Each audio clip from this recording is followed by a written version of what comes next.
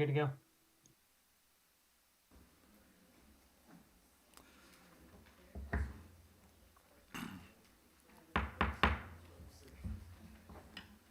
Good evening. It's 7 p.m. Time to open the Westfield Washington Township Advisory Plan Commission meeting for Monday, November 1. Staff could please confirm the presence of a quorum. Ms. Berkman? Here. Mr. Deck? Mr. Horkay? Here. Mr. Johns? Here. Dr. Kelleher? Here. Mr. Maui? Here. Mr. McCarty? Here. Mr. Schmitz? Here. Ms. Boljaric? Here. We have a quorum.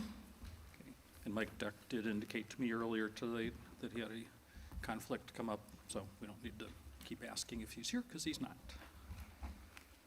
So, item next is approval of the minutes of our October 18th, 2021 meeting. Is there a motion to approve the minutes? Make a motion to approve? Motion by Victor McCarty. Do we have a second? I'll second that. Seconded by Andre Maui. Staff, please call the roll. Ms. Berkman? Yes. Mr. Horkay? Yes? Mr. Johns? Yes.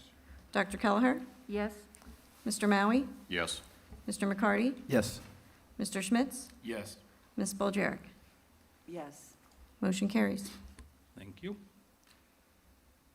We have a calendar prepared for our meetings for 2022. Is there a motion to approve our schedule of events for all of the filing deadlines and our meeting dates for 2022 as shown on the screen? Motion to approve. Motion from Dr. Kelleher. Can Is there a second it. Seconded by Kristen Berkman. Just do this one by a voice vote. Everybody in favor, please say aye. Aye. I assume there's no objections, so unanimously approved. Staff could now review the rules of procedure for tonight's meeting, which is only public hearing events. Due to the COVID-19 emergency as declared by the Governor of Indiana, the format and conduct of the meeting has been modified to comply with executive orders regarding the conduct of public meetings, public hearings, and public gatherings. Relevant portions of the Indiana Open Door Law have been amended or suspended during the pendency of the emergency. As the President stated, all items tonight are for public hearing, so the meeting will have the following structure. The department will summarize the petition, then the petitioner will be given up to 15 minutes to present to the Plan Commission. The President will open a public hearing, and individuals will be given 3 minutes to speak. The public hearing will be closed when all interested members of the audience have had a chance to be heard, and any emails received during the meeting have been provided to Plan Commission members. The petitioner will then have a chance to respond to comments, and the Plan Commission will follow with any comments, questions, or concerns regarding the petition. For our rules of conduct, we ask that you please not disrupt the proceedings in any way. If you need to have a private discussion, we ask that you please quietly exit the room. Please silence your devices at this time, and again, if you must answer them, please quietly exit the room. If you are attending in person and wish to speak in regard to a petition scheduled for a public hearing, please fill out a yellow card, which is available both up front by the door as well as up here by the podium, and bring it to me prior to the presentation of that petition. During your comments, please state your name and address into the microphone for the record, and we ask that you not repeat previously stated comments. Your presentation will be timed, and you'll be advised when there's approximately 30 seconds remaining. If you are not attending in person and you wish to comment on a petition, you can send an email to planners@westfield.in.gov with the petition name or number included in the subject line. Those comments will then be forwarded to Plan Commission members and to the petitioner. We would also like to remind everyone to please speak directly into the microphone so that your comments can be put onto the record. If you are in person and you come up to the podium, please ensure that the microphone is on as indicated by a green light, and please mute your microphone when not speaking. Thank you. Thank you. As indicated, we have no items of business, consent or otherwise, so we'll jump right into public hearings, first of which is Sycamore Glen, 2111 ODP-24 and 2111-SPP-24. Staff presentation. Thank you, Mr. President. Good evening, members of the Commission. For the record, Caleb Ernest with the Community Development Department. This proposal is for the overall development plan and primary plat review of 31 lots on approximately 28 acres in the Sycamore Glen PUD district. The project is located south and adjacent to 159th Street and west of Town Road. This item is up for a public hearing tonight. It has been properly noticed advertised, and staff has received no public comments. John Davashewitz and Nelson Frankenberger, representing the project, is here tonight. They do plan on making a brief presentation, and they are available for questions. I am also available for questions should you have any for staff. Thank you. Thank you. Mr. Davashewitz. Can you just go to that second slide? We'll just leave it there.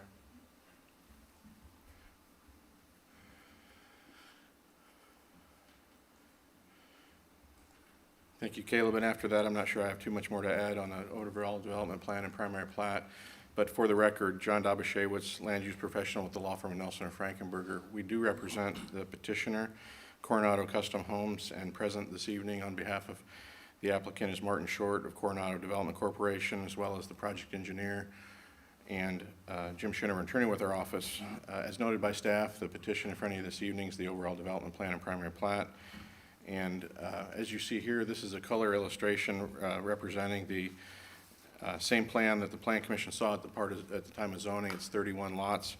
I wanted to highlight a couple of items in addition to the plat and typical things that we review at overall development plan, as these are accommodations which were made for surrounding property owners, and they are as follows. Regarding landscaping, there's in the light green area on the west edge of the development, there's a no-mow zone and native pollinator planting area in the common area. As well, regarding landscaping, there'll be 45 additional evergreen trees planted along the west perimeter of the real estate and 20 additional trees planted along the east perimeter of the real estate, closer up to 159th Street in this space right here adjacent to the existing home along 159th. There'll be a 3-foot tall berm located in that vicinity as well, and the minimum rear yard setback for those first two lots will be 80 feet, so there'll be an 80-foot separation between this east property line and the closest dwelling on lots 1 and 2. Those were additional accommodations that were made by Coronado in response to comments that they had received from the public at the time of zoning.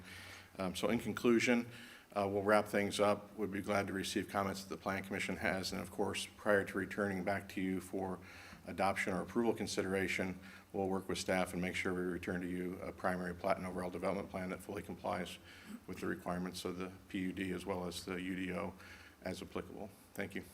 Thank you. We'll open a public hearing on this at 7:07. Does staff have any cards? I have no cards for this petition. Is there anybody in the House that has an interest in making a comment? Also remind everybody that might be attending virtually that we'll hold briefly here to see if there's any emails that come in regarding this petition that are to be emailed to planners@westfield.in.gov. And it's 7:08 now. We'll hold for about 90 seconds and then move on if we don't receive anything.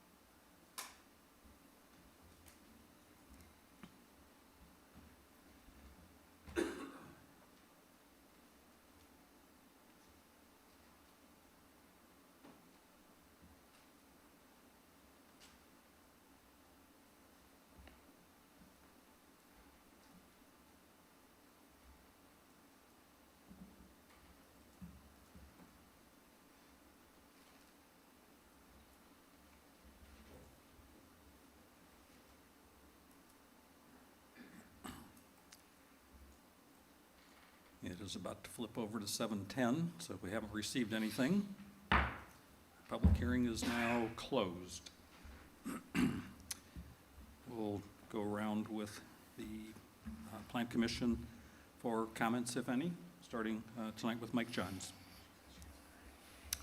I think I said this before, but once again, I'd like to compliment the petitioner Martin Short on working with the APC to reduce the size of the lots and for adding the landscaping that he's done. So again, thank you. I appreciate the efforts. Thank you. Dave Schmitz, any questions or comments? Nothing additional, thanks. Thank you. Cindy Spoljarek. One question. I don't see any chances for connectivity, and maybe I'm missing something. This project is going, it's kind of in between a project to the north and a project to the south, and it would be awfully handy to have a pedestrian connection. Is there one there and I'm not seeing it?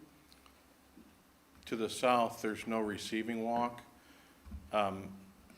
We're in the process of reaching out to Pulte to determine whether there could be an accommodation. But that plat and overall development plan was approved, so there's not an obligation on their behalf to extend it. But there is on our plan an accommodation for a walk to be constructed between the two lots right here, if we can reach an agreement with Pulte to provide a receiving walk.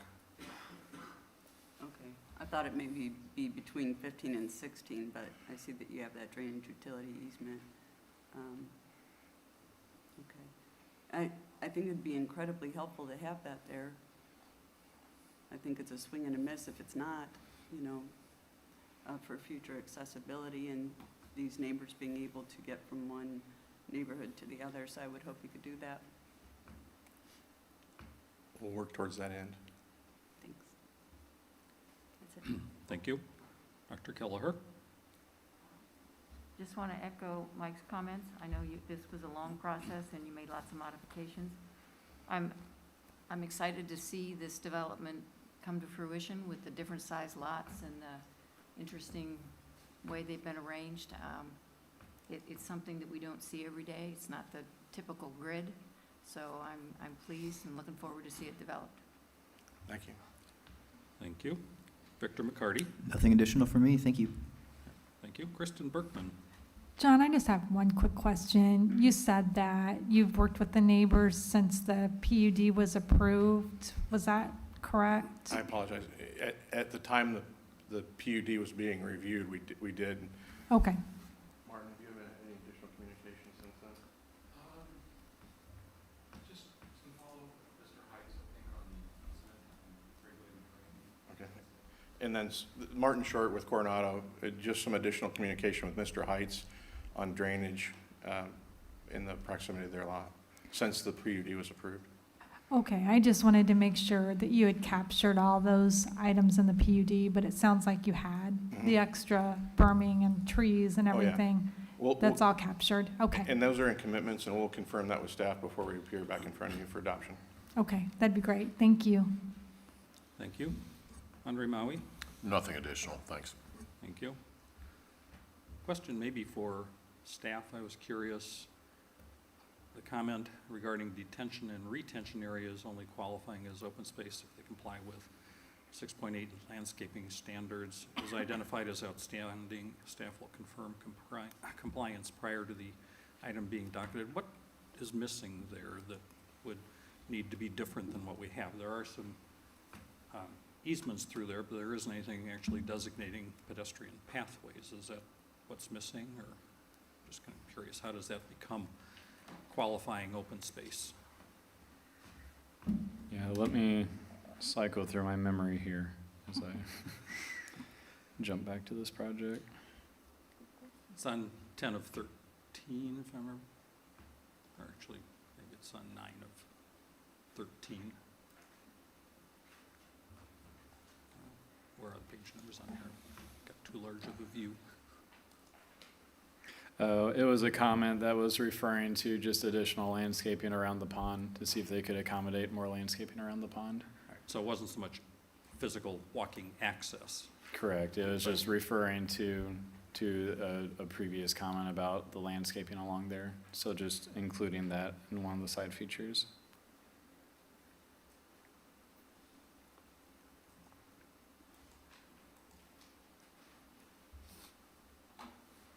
Yeah, the path connection comment is actually right above the qualifying site features one, so they're separate comments.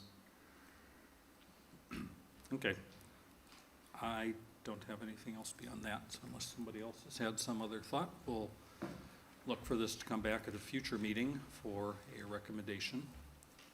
And we'll go ahead and move on to Landing 161 PUD for its public hearing. It's item number 2111-PUD 26. Thank you, President. Good evening, members of the commission. For the record, Caleb Ernest with the Community Development Department. This request is for the change of zoning of 42 acres from the Indy Hebrew Congregation and EI Enclosed Industrial District to the Landing 161 PUD District. The property is located generally west and adjacent to US 31 and north and adjacent to 161st Street. The adjacent properties include the South Oak PUD, EI and AGSF 1 to the west, EI to the north, and US 31 is to the east, and 161st Street is to the south. The proposal includes a mixture of both commercial and residential land uses. This item is up for a public hearing tonight. It has been properly noticed and advertised. Staff has received a couple comments, which have been uploaded in the public comment exhibit. John Dabashewitz of Nelson and Frankenberger, representing the project, is here tonight. He plans on making a presentation. He's available for questions, and I'm available for questions should you have any for staff. Thank you. Thank you. While John rejoins the podium, let me throw out another reminder to any virtual attendees that if you're planning on making a comment from a virtual attendance, please be sure and get those in timely to planners at westfield.in.gov so we don't have much of a delay when we get to the public hearing comments. Go ahead, Thank John. you. Again, for the record, John Dabashewitz with Nelson and Frankenberger.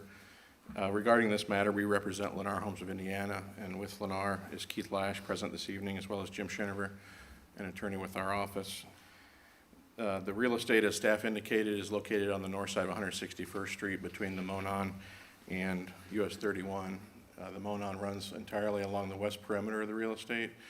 This is the Hebrew Congregation Cemetery immediately adjacent to 161st Street. The notch here adjacent to 31 was an overall parcel that the state took for the production of the interchange, and then we're immediately adjacent to US 31, and the property is approximately 40 acres in size.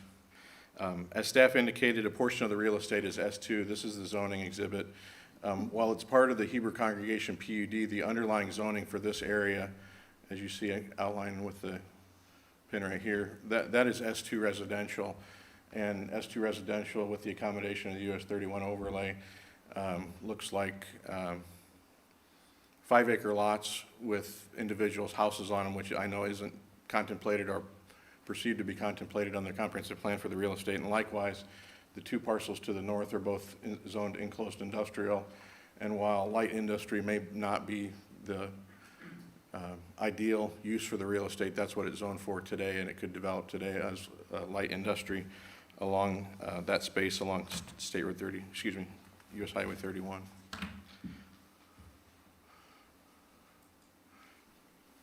The Landing 161 development is planned to include a mix of commercial and residential uses that will provide for a destination experience. The intent of the development is to create a village-style community with townhomes that border the Monon Trail, with pedestrian connectivity and open space areas that will connect the commercial and office uses along US 31. The vision for the site has been to create a Westfield destination along the Monon. If you're familiar with that space today, it's wooded along the edge before you get to the open fields that are adjacent to 31, and there's not much interaction between the public and this space today, and we would aim to change that if the PUD were approved and development were to commence. The location of the Monon Trail and the intersection of 31 and 161st Street affords an opportunity to create a village featuring a mix of commercial and retail office uses and for sale townhomes with a live, work, and recreate atmosphere along the corridor. Lennar's ideal vision of the project, which evolves into a center for business innovation, including corporate and medical office buildings along State Road US 31, as well as an opportunity for smaller business uses further into the site. The plan on the left is one which was used to solicit preliminary feedback and which has been updated. So the old plan here, the new plan here, Both plans and the new plan include the extension of Dean Road through the site. You can see that's here. Dean Road is the name of the road that intersects David Brown or 169th Street and terminates right here at this location in a cul-de-sac. So the extension of that Dean Brown connection, Dean Road connection down to the existing roundabout here, the fourth leg which serves only the cemetery today. The updated plan, which is again on the right, illustrates no residential uses along 31. The original plan had townhomes adjacent to 31. It was mentioned to us that the preference would be for exclusively office and commercial uses to be visible from US 31 rather than residential. Likewise, the area to the north had been planned for the potential of townhomes and/or assisted living, and both of those uses have been removed from consideration, so there will be office and commercial uses exclusively in the area to the north. As a result of these modifications, the number of townhomes potentially for the site has been reduced to 140 total, and those would be exclusively in the spaces along the Monon, namely here, as well as interior to the site here, not along 31. The extension of David Brown will split the real estate that today is too large to support office development into several smaller permit-ready blocks, which is critical in attracting office development to this site. Lennar's objective is to work with the Plan Commission to define the commercial uses that are believed would be an asset to the community as well as an amenity for this site. Lennar then believes it will be able to set the stage with infrastructure and the extension of the roadway to attract the highest level of uses to this real estate.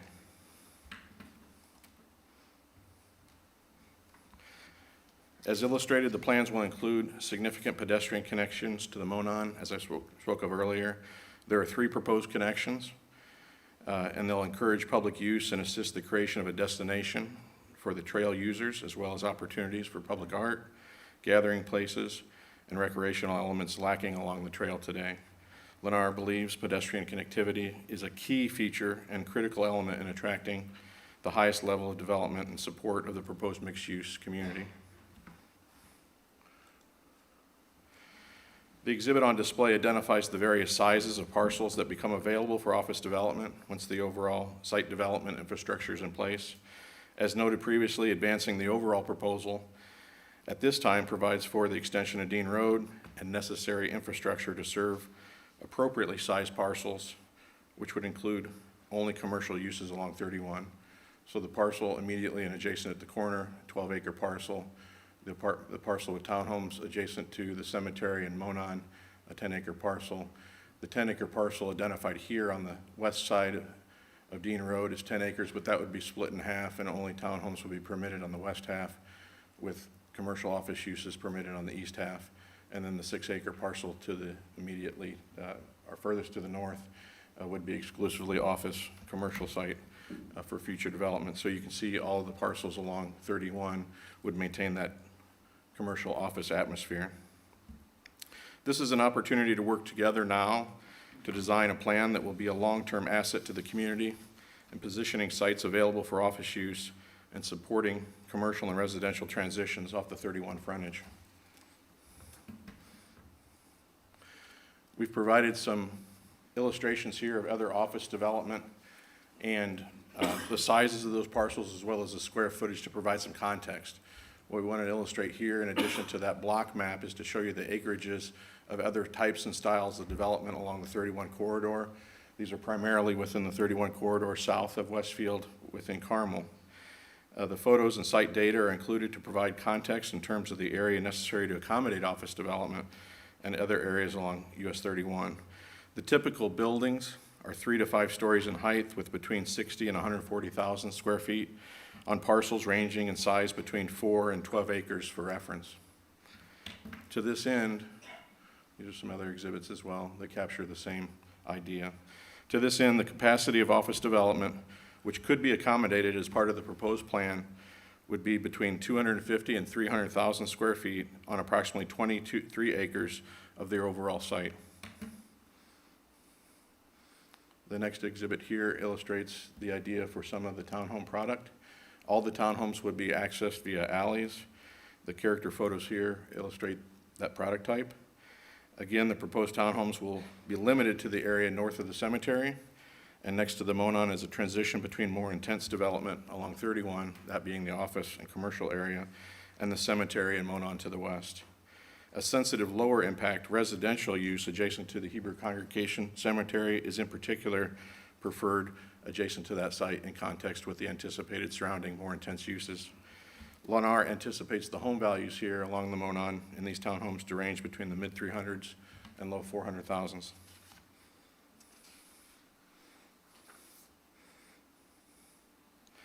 In conclusion, the proposal presents an opportunity to bring three parcels together that would be unlikely to advance individually as ideal office locations. Lennar spent a process of approximately 18 months to pull these three property owners together and present the plans that you see this evening. They feel that it would be unlikely for that opportunity to present itself in the future. And in addition to that, the opportunity for a mixed-use development that would connect Dean Road from north to south. One of the questions that was asked of us at the council was, would this area be TIFed for the production of Dean Road? And the answer was no. Lennar would construct Dean Road from north to south, connecting with the roundabout extending to its existing termination north of the site. The construction of Dean Road connection, as I just described, would be ideal to set the stage for development of office along the corridor. And then the building ready, not today, but building ready sites would be afforded an opportunity to exist that would accommodate as much as 300,000 square foot of office under the development of the proposal. We appreciate your time this evening. We'll remain available to address the questions the Plan Commission has, of course, now or at the conclusion of your public hearing. But again, thank you, and we look forward to your comments. Thank you. We'll jump into the public hearing, starting at 7:26. The staff have any cards for this petition? I have no cards. Apparently, we do have one coming, though.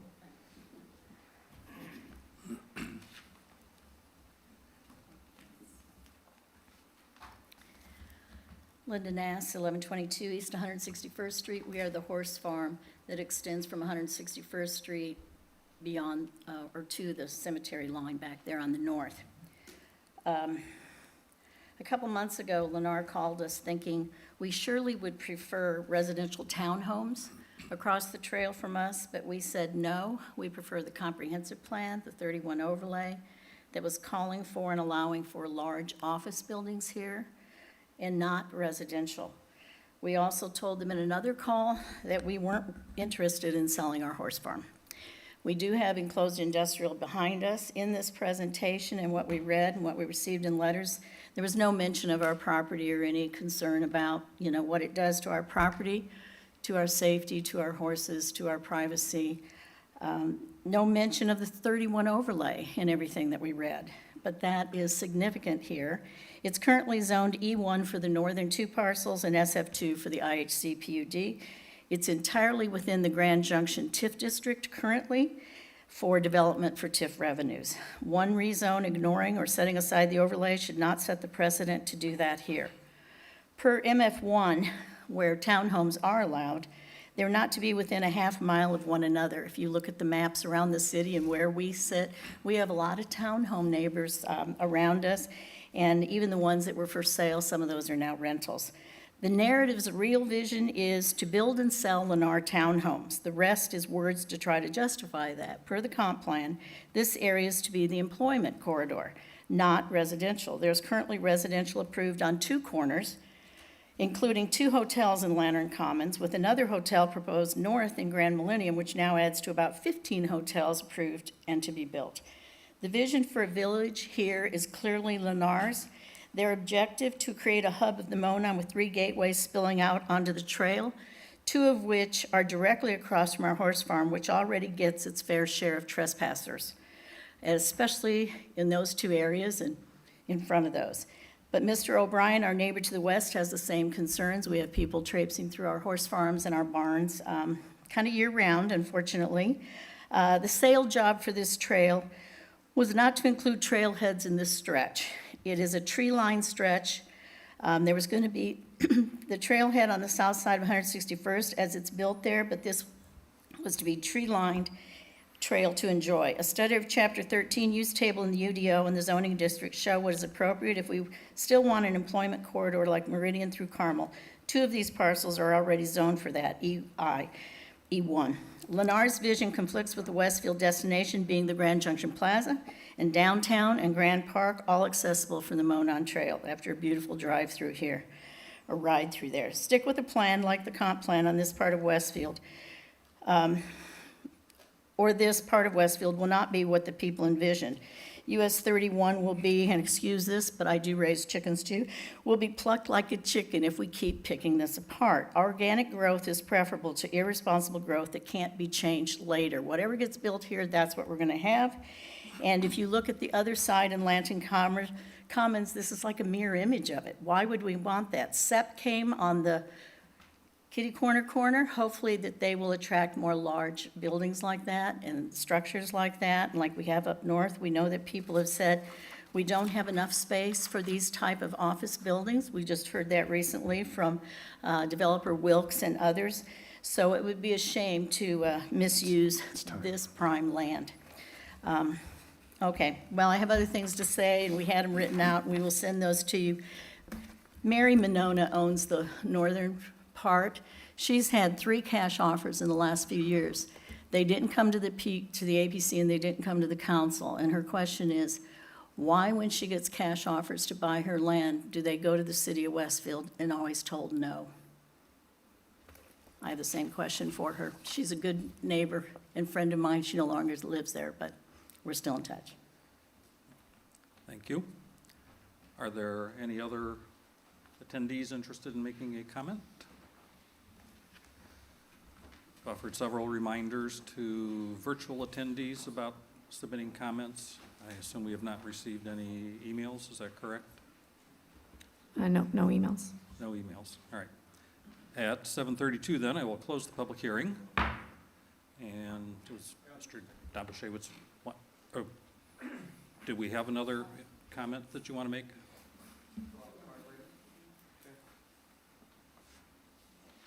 No? Yes? All right, public hearing is reopened, and we'll have one more comment.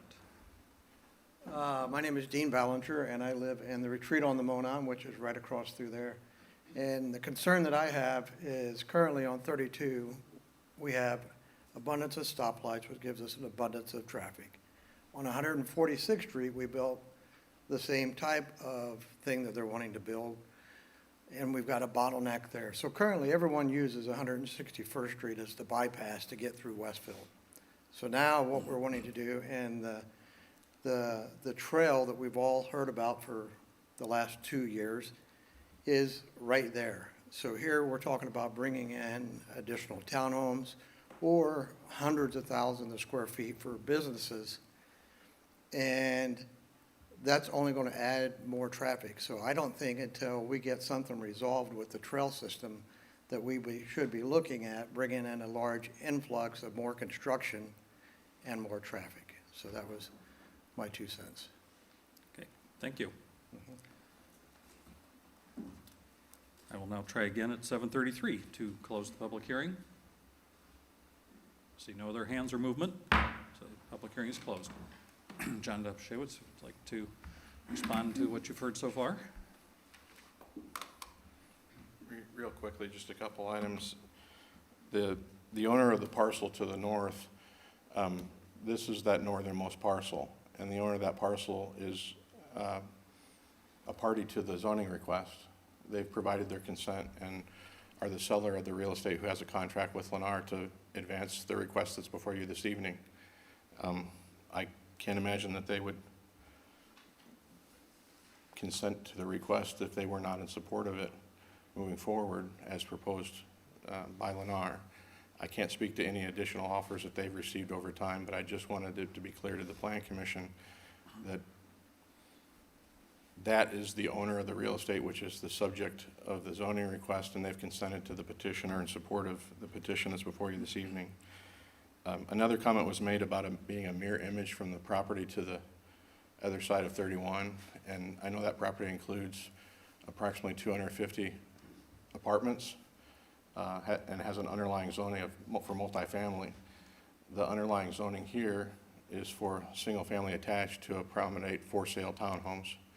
as a transition against or adjacent only to the Monon. So I just wanted that understanding to be clear as we advance the discussion forward regarding what is in the vicinity. One last item, and it's a lesser of the two than the comments about the owner of the real estate and the mirror image of the property. This section of the Monon has such an opportunity to introduce the public into this location.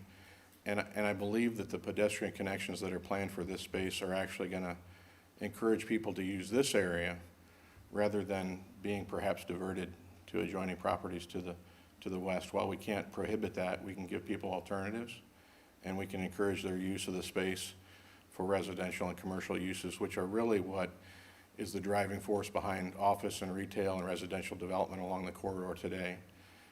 One of the comments that the Planning Commission received in writing was for somebody who indicated, yes, office corridor along US 31 in Westfield.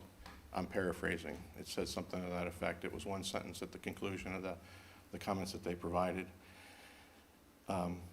And more so for the benefit of the discussion, and I know the Planning Commission members understand this, but if you start at 146th Street and you move north through the Westfield community, where you have the uses that are adjacent to Greyhound Plaza, the highway improvements that have been made, the tremendous park facility, which is right up next to US Highway 31, which isn't a contemplated use under the comprehensive plan. You have a church across the street, which again isn't a contemplated use. It's a tax exempt entity, as well as parcels that were mentioned, the SEP site, the parcel that's across US 31 from this site that has a primarily retail and multifamily uses on it, where this would be primarily office with residential uses off the backside. And then you have enclosed industrial and open industrial uses to the north up until you get to where the hospital was constructed at State Road 32. Moving north, there are various PUDs at 191st Street, as well as to the north with what was named North Point. But one common theme amongst all those developments and everything I've described is the mix of uses.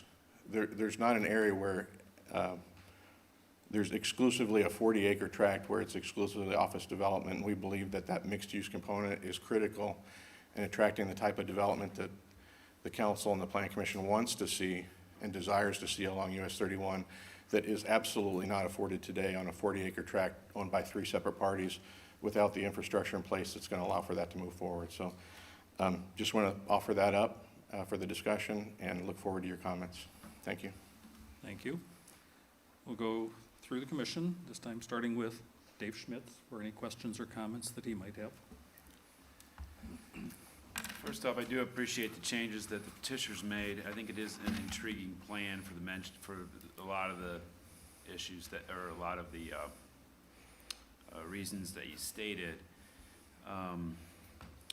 Although I guess the least intriguing or the least favorable element of the plan for me is the residential component, which is presumably the petitioner's priority. And I guess your position, your argument that it helps get those office uses, retail uses constructed by having that residential element, I would entertain that argument. Typically in these scenarios where we have a residential section across the back buffering other properties off-site, those would be residential elements, and that's not completely the case here. It's not like the residential is needed to buffer uses to the south or west. A single tract, large tract, the NASA's property perhaps, but they're not even interested in the residential element. And then to the north, you've got the industrial uses. So, like I say, I do appreciate the changes. I'll be looking as this moves forward to see what, ideally I would like a development that's more in line with the overlay, the 31 overlay. But, and the more commercial, the better. But we'll watch I will watch as the plan proceeds. Thank you. That's it for me. Thank you. Cindy Spoljarek. My concerns are similar to Dave's. I did relay at the council. My primary consideration in this is that we have a primary arterial and a primary arterial that are the prime access for this whole project. It's incredibly valuable space for us in this 31 overlay, and we've had a group that's been working for years now, it seems, on the 31 overlay and what's appropriate. Residential has never been a focus for that. And so while I understand that Lennar wants to bring that here, in a way it could be somewhat of a transitional piece, it's not supported by our overlay. And I don't think we're doing ourselves a service by taking up this prime ground for what in the future will be incredibly valuable space as things get more and more built out to the south and in our surrounding communities too. So for me, it's really hard to imagine this much of this property being used residentially. So I appreciate your attempts to get the building massing on 31. I think that's important. Getting them closer to the road and with height. I did see that as really critical. So that part of the project, I'm more excited about. Residential, not so much. Thanks, John. Thank you. Thank you. Moving on to Dr. Kelleher. Thanks. I pretty much agree with the comments made already. 31 was to be our beachfront property and attract business. I don't think that the residential is needed as a buffer. Sometimes it's used as a buffer. In this case, I think it's not being used as a buffer. It's being used because that's what the developer, builds. It's a question for staff. Research and development, things like that's not office. Would that be EI?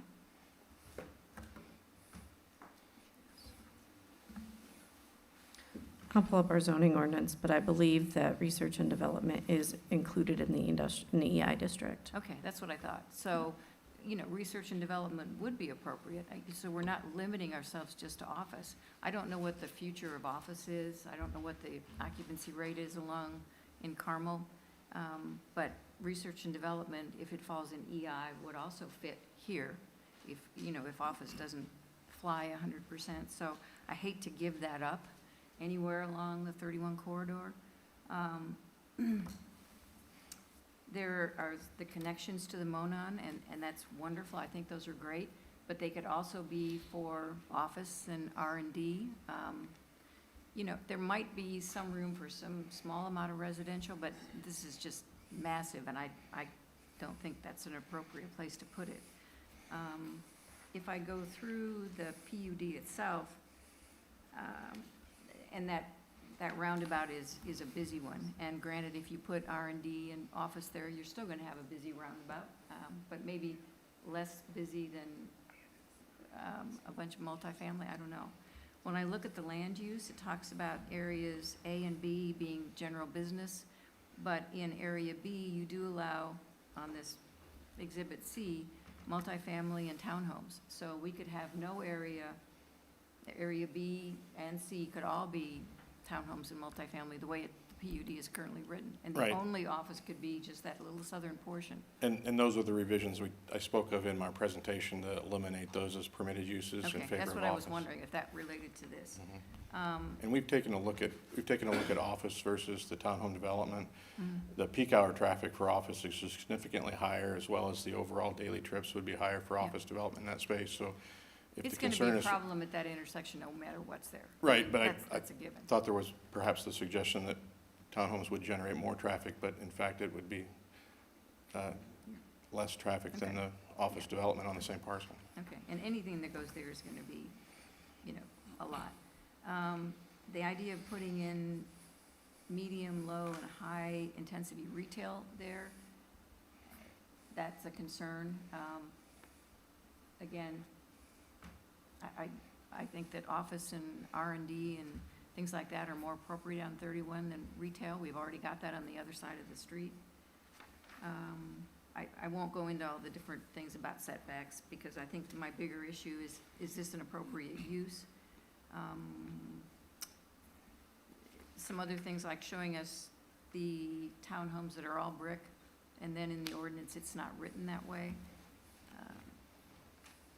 Anyway, I think my gut reaction is this isn't what the comprehensive plan says, and I think it's for good reason. I think we really wanted to save this property for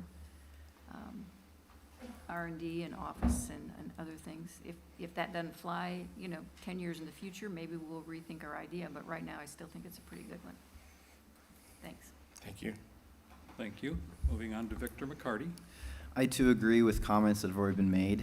Try to add my own spin to it a little bit. Just comparing this parcel to either across the street or North Point or Coal Creek Park, et cetera. The initial Lantern Commons space was approved, 15 years ago or so, either before or near when the comprehensive plan was being worked on. So I think this is really our first opportunity to really delve into a new use for this corridor and emphasize the employment corridor. I think the main theme for tonight, not just with this project, but others coming up on the docket, is just being a good neighbor. So we had the neighbor directly to the west say, hey, we don't want townhomes. So, okay, how can we make the best of this? I too agree with the comments that have already been said. Is townhomes the best use for this? I don't know. Maxing out the available space for businesses, I think that is what we need to focus on. If we were to have any living, whether it be apartments, townhomes, et cetera, here, my first thought goes towards something like the Olivia down in Carmel, where you have that mixed use still of living to where those residents can access the Monon Trail if there's a trailhead, but then you have a restaurant, one or two of those to accommodate visitors, and also for if you have the business buildings there, the office buildings, well, they can walk across the street and eat there. So when I think mixed use, I think more so in that capacity instead of just having, oh, here's townhomes, here's businesses. Where is the not just buffer, but the transition between the two projects in that regard? But again, I think overall this is just a very tricky plot of land of, okay, how do we want to maximize and best use this? Yeah, so it'll be difficult going forwards. How do we best emphasize everything? But I appreciate the comments that have been made so far. So thank you. Thank you. Thank you. Kristen Berkman. Thanks, Bob. I'm echoing pretty much everything that's just been said. I think we still, even with taking that use out that you talked about with the multifamily, which was a question I had, we're still at over 50% residential on that parcel. And I guess I have a concern about the live, work, play strategy in this particular area when we are promoting that in our downtown area. We also have a different type of strategy that way at Grand Park. And so how many different spots are we going to pop up with a work, live, play? And it's not that I don't like that strategy, I do, but I want to make sure that we're focused on the areas that we already have in play right now for those strategies. I'm also concerned about a lot of these uses on the use table, so I'll highlight that. I don't think anybody's really talked about that yet, but I think I see fast food as a permitted use, and there's quite a few others that I believe at Lantern Commons we somewhat omitted, so it might be useful to look at what those permitted uses were for this area. So I'll cap it at that because I just agree with all the comments that have been made so far. Thank you. Absolutely, and we didn't take a deep dive into the text of the ordinance. As I indicated, there's adjustments and modifications to be made.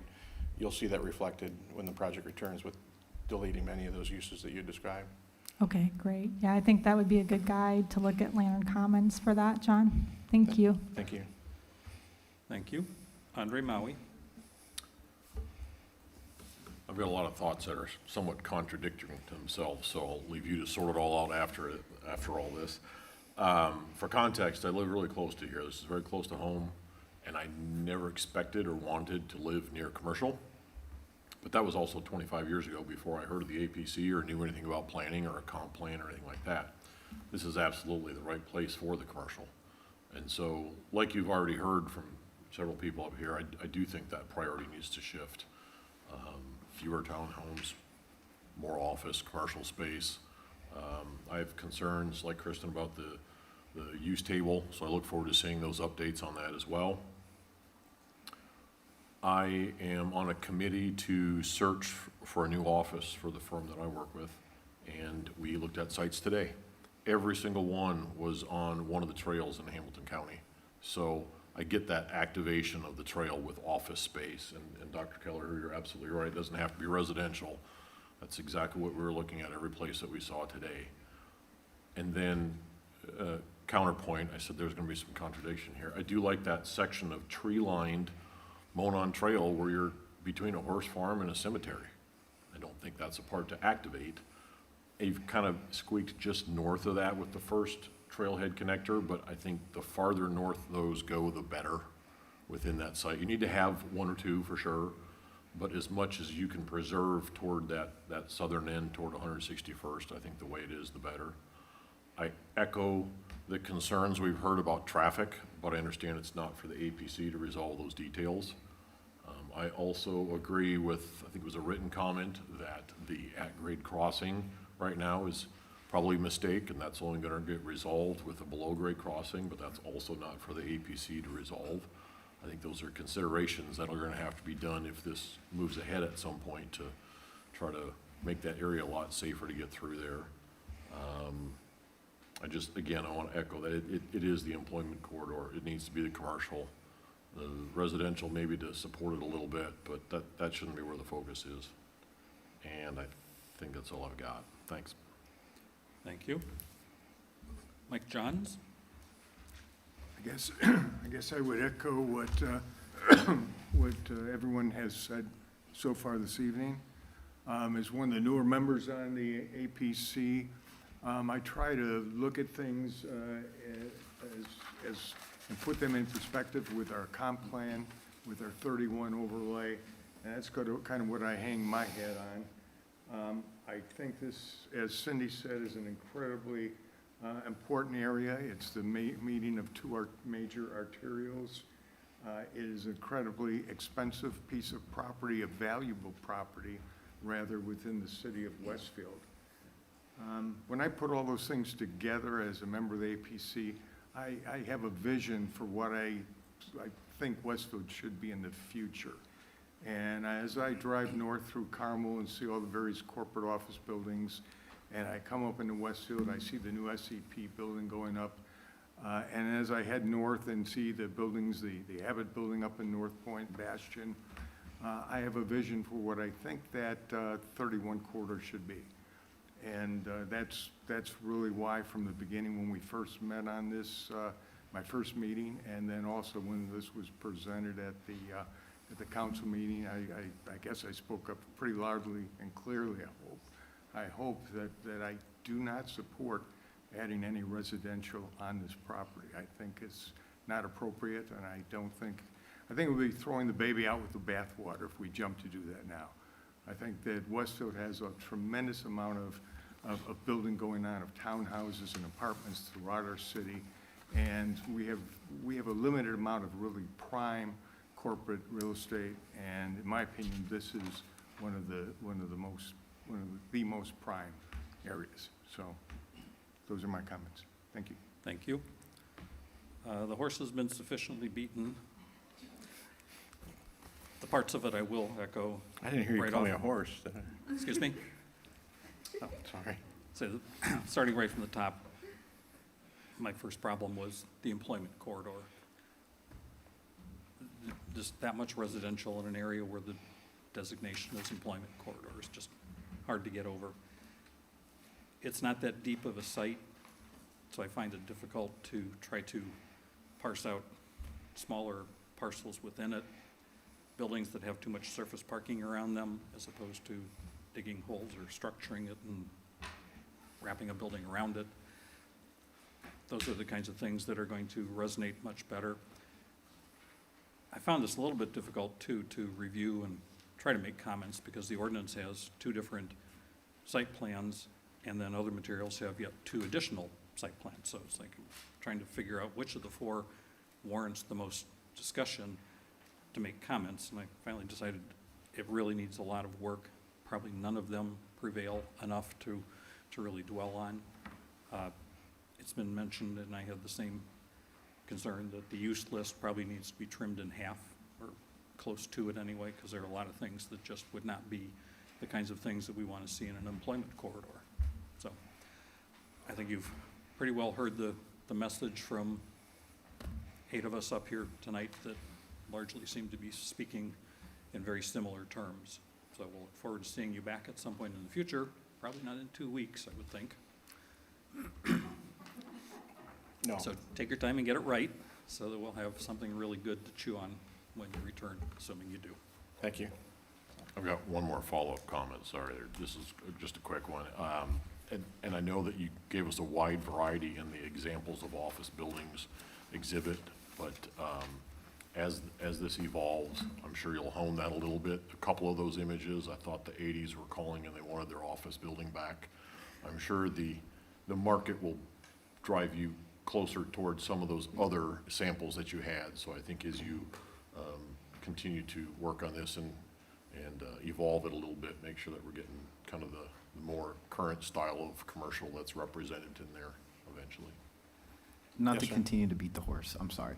But in mentioning the 80s, going back and looking at what's been built in Carmel, they're now modernizing what has been built to incorporate both business, office space, and living corridor. So we can see what Carmel has done how many ever so years ago, improve upon that, and say, okay, hey, we want more business, but have to have that mixed use to the best of its ability, to just make sure we don't make the same mistakes where we're saying in another 20 years, oh, we got to modernize some of the buildings because they're too old or whatever it may be like that. I mean, look at one of the main corridors there. It's now getting all torn down. They had restaurants, office space, et cetera, and it's being turned into a huge corporate headquarters. So it's just those type of things we have to take into consideration. So thanks. All right. Moving on to public hearing, item number 3 is Town Run PUD. Item 2111-PUD-27. Once again, if there are attendees that are interested in making comments, be sure and get your cards in. And anybody attending virtually, there's been ample opportunities to be thinking ahead and sending us comments, but planners@westfield.in.gov, so when we get to the public hearing, we can have your comments and not delay the meeting. Rachel, go ahead. Thank you. For the record, Rachel Remenschneider with the Community Development Department. The item presented before you this evening is the Town Run PUD. The proposal is for approximately 27 acres at the northwest corner of 146th Street and Town Road. The PUD proposes a mixed-use development consisting of retail, office, and townhomes. The property is currently zoned AGSF1. This item had a neighbor meeting on Monday, October 25th. The summary of this meeting can be found in your exhibits. The item is up for a public hearing tonight. It has been properly noticed and advertised. Staff received 3 public comments which have been incorporated into the exhibits for tonight, 2 of which were added this afternoon.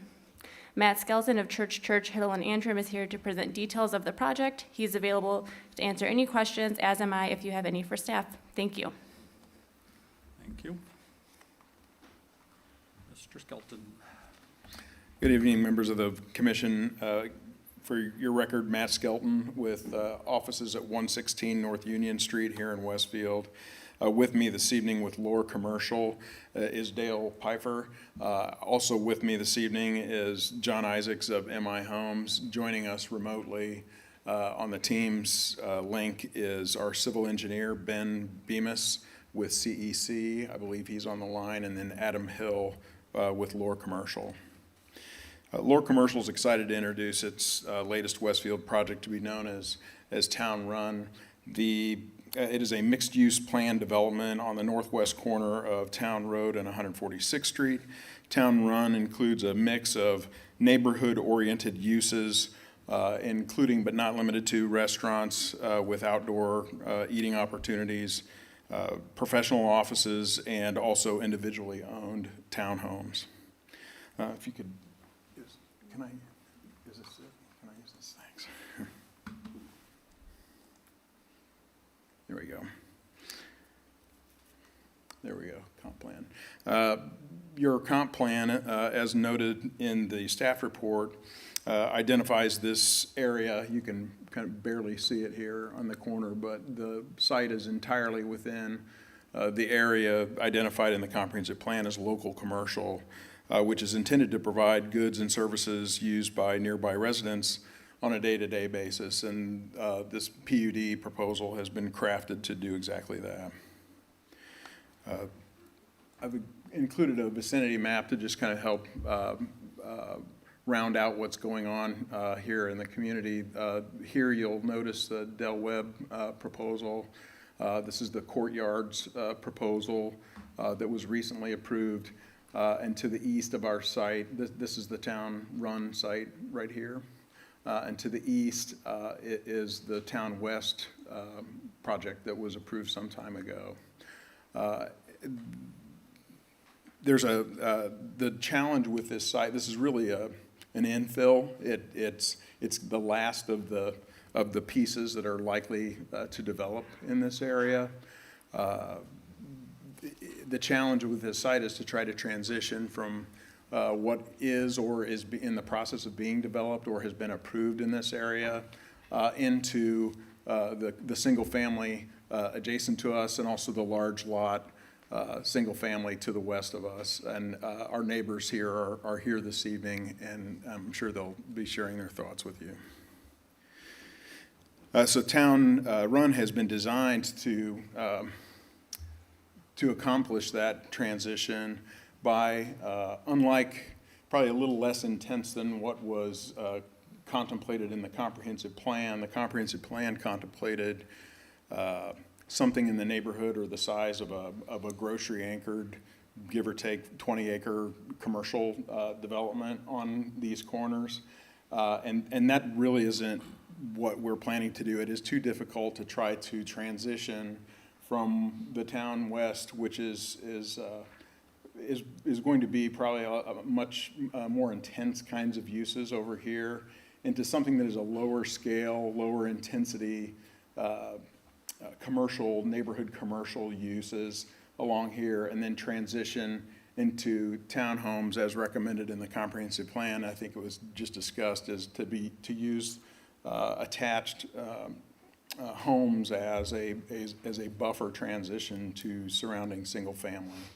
And that is the intention of the design of the comprehensive plan. One thing that you may notice that is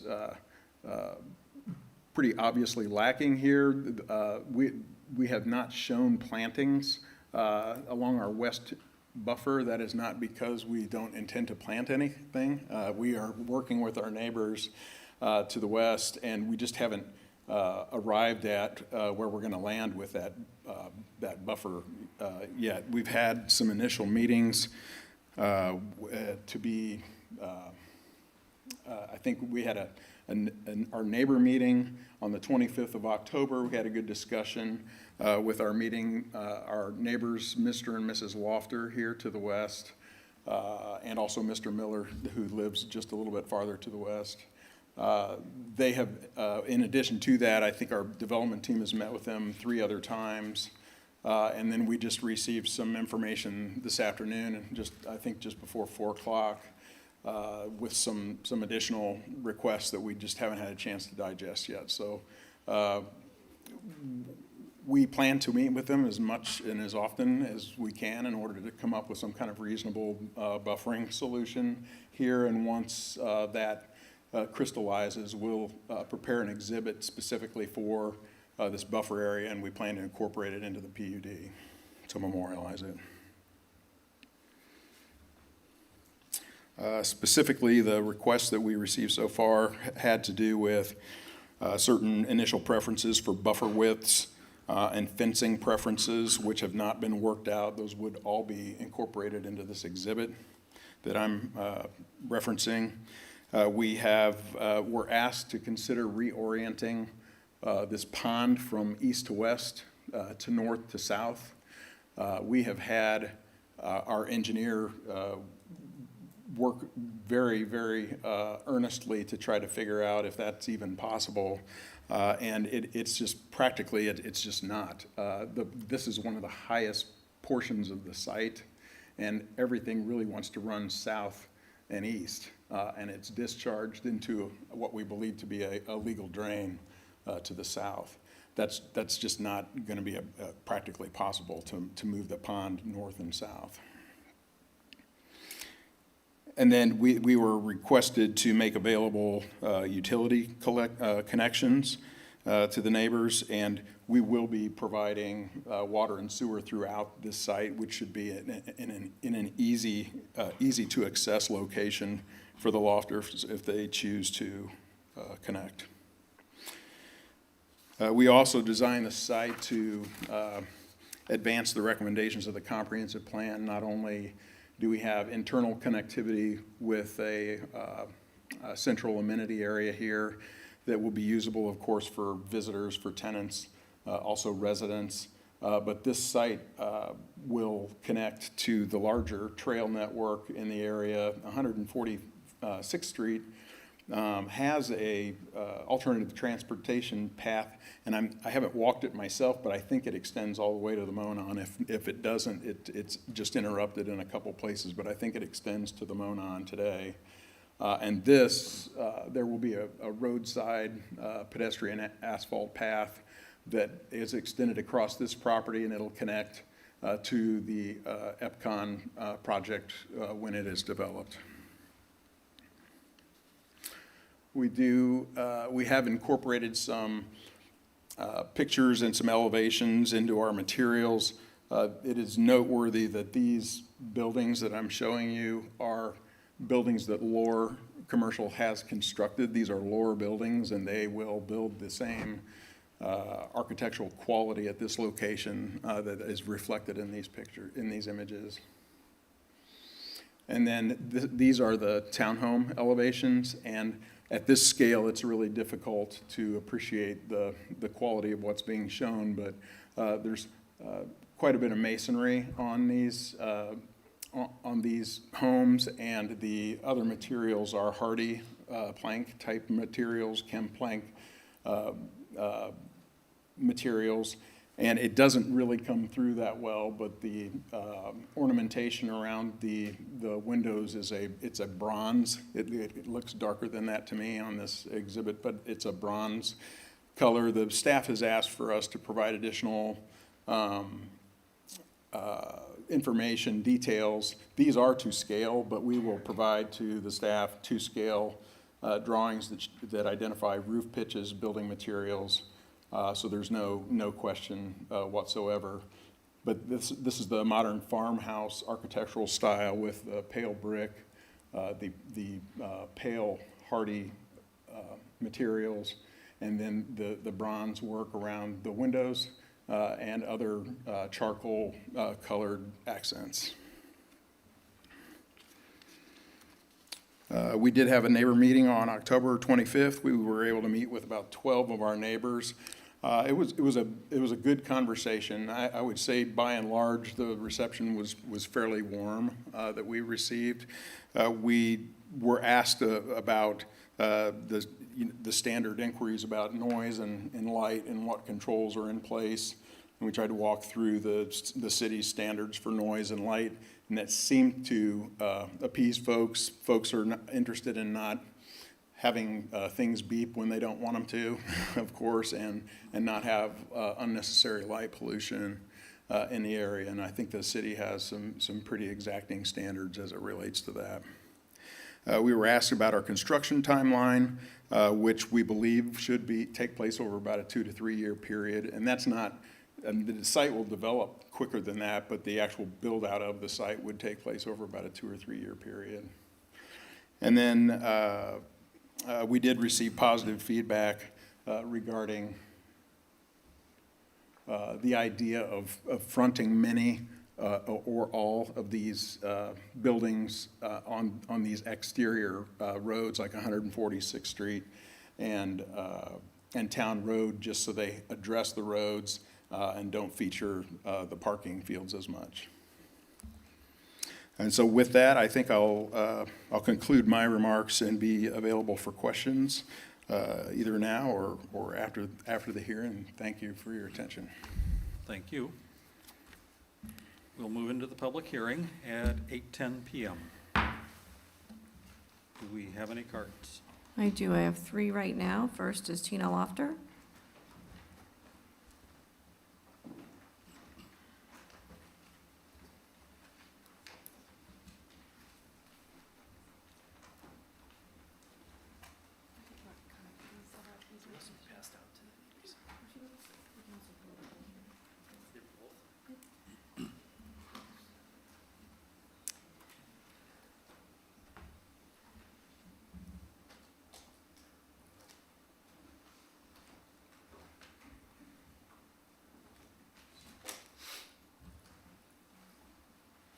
Hi, my name is Tina Lofter, and I live at 2702 West 146th Street. We're the red dot on this slide. This slide compares what is actual and approved commercial development versus the local business that is in the comp plan.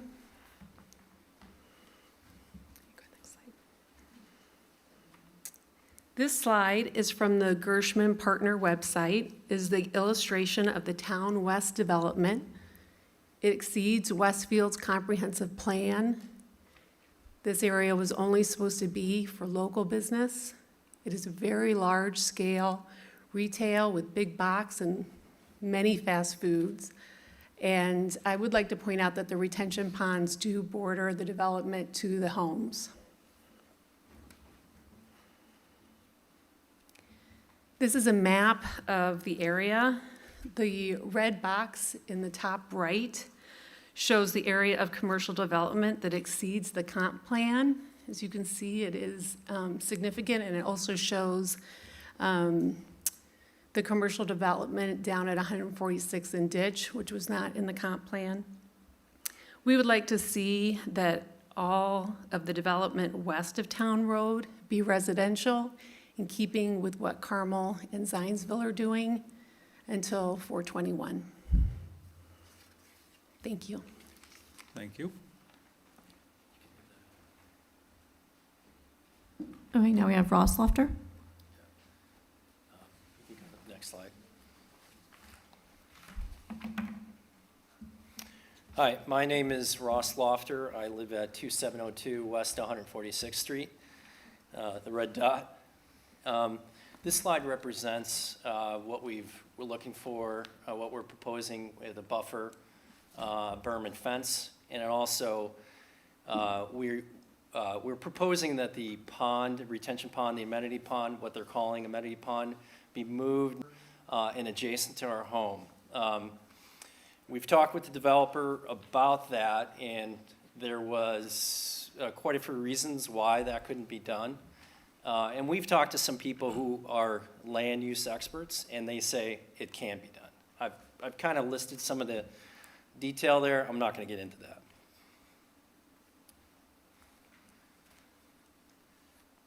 So this slide is a cross-section of the buffer, showing some of the detail. A buffer transition is going to help us reduce the impact to our home from commercial development. It helps with more green space. It reduces light from the development and vehicle headlights. It deflects the noise. It softens the transition. It protects our property value and more.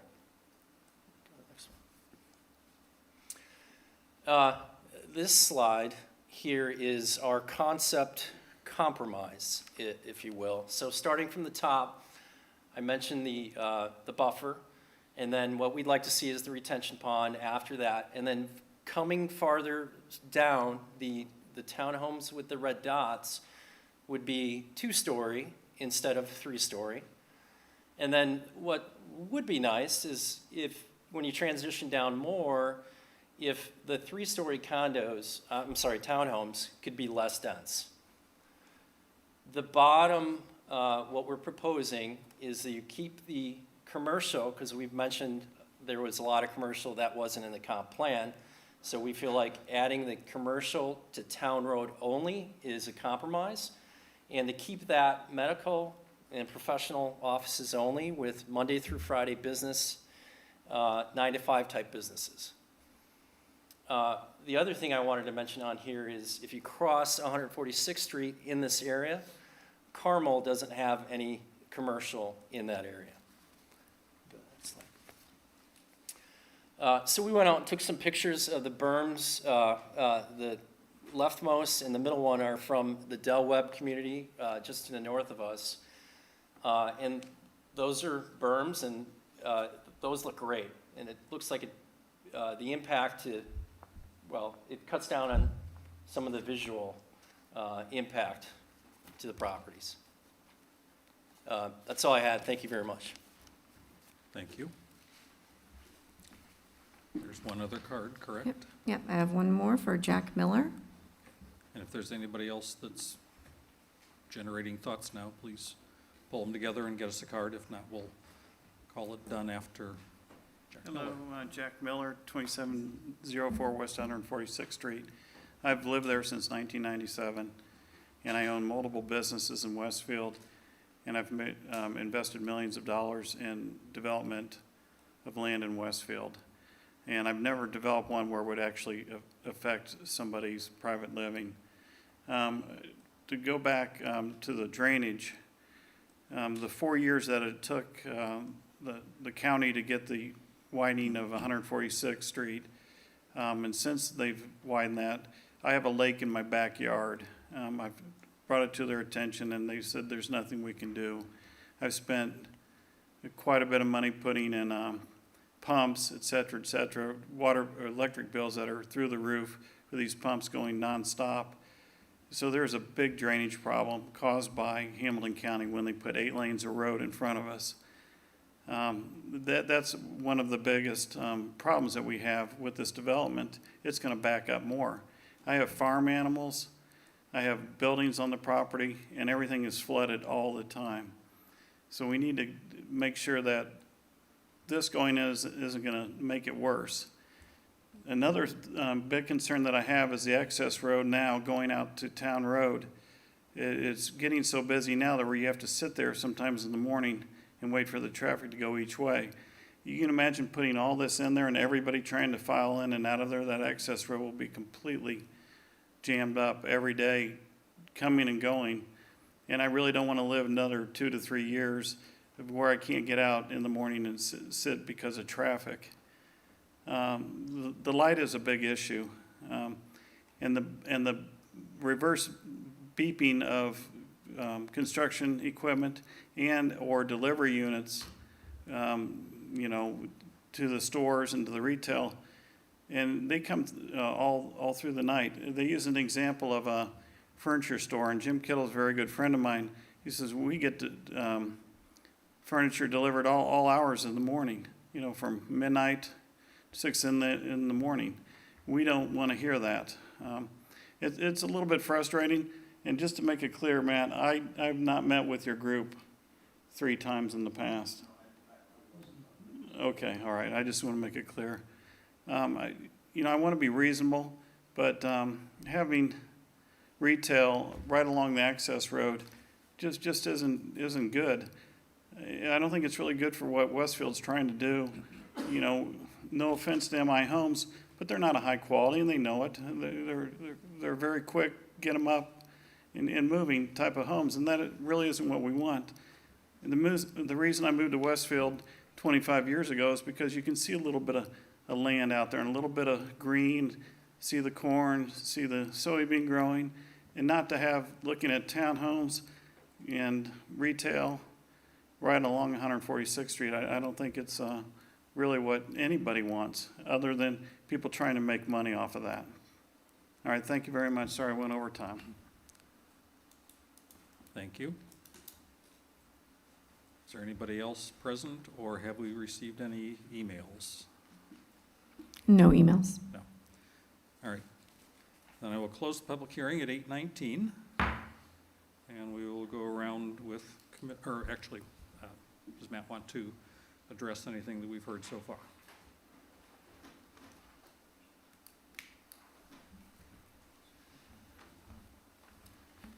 Just a couple things. A lot of the information that we received, especially the slides that were shown, are all new. And I mean, in the past, we've only discussed 60-foot buffers and landscaping improvements within that, and then it's changed to 90. And we just need time to process, and really those subjective preferences need to be discussions at a kitchen table probably, and not at a podium, I'm guessing. So, but there is a roundabout planned. Excuse me, at this location. So just thought you might want to know that. And then just lastly, I mean, like I said early on, the challenge with the site is trying to comply with recommendations of the comprehensive plan and complete a successful transition in a way that actually works in the marketplace. To believe I mean, there's 8 lanes of asphalt on 146th Street, believe it or not, including the frontage roads. And single-family residential is not going to end up here. The initial feedback we got from folks is multifamily is not a favored thing. And so we try to take the least impactful non-residential local services, the things that people would want in their neighborhood, orient them into the places where they can be supported, and use the remainder of the site to transition. So that's the logic. And with that, I think we'll just take the information we've received this evening and do what we do, and come back after we've had a chance to work with our neighbor, and interested in your comments as well. Okay, thank you. And we will start providing those comments next with Dr. Kelleher. Yeah. Can we put the comp plan map up again, please, Pam? I've got the site identified on ours. And then next I'm going to want the Town West one, but just to give you a heads up. Okay, the comp plan, and Matt was there, and I was there, and I think Bob, we've all been around a couple of comp plans together. The site that you're looking at was supposed to be more local retail, neighborhood type things. And there wasn't supposed to be any other commercial really along here, as you can see. We ended up doing some, I mean, I wasn't here, but we approved some local retail at Ditch. There's a CVS and a few other things in that area. So we've already got something there that wasn't quite supposed to be there. Then Town West came along, and I'll have you show that in a minute. And it really is not, again, it's not local. It's a pretty big shopping center. It's close to a regional. And if you can show that now, if you have it somewhere, Pam. The actual picture from Sure. their I'm sorry. PUD. Sorry.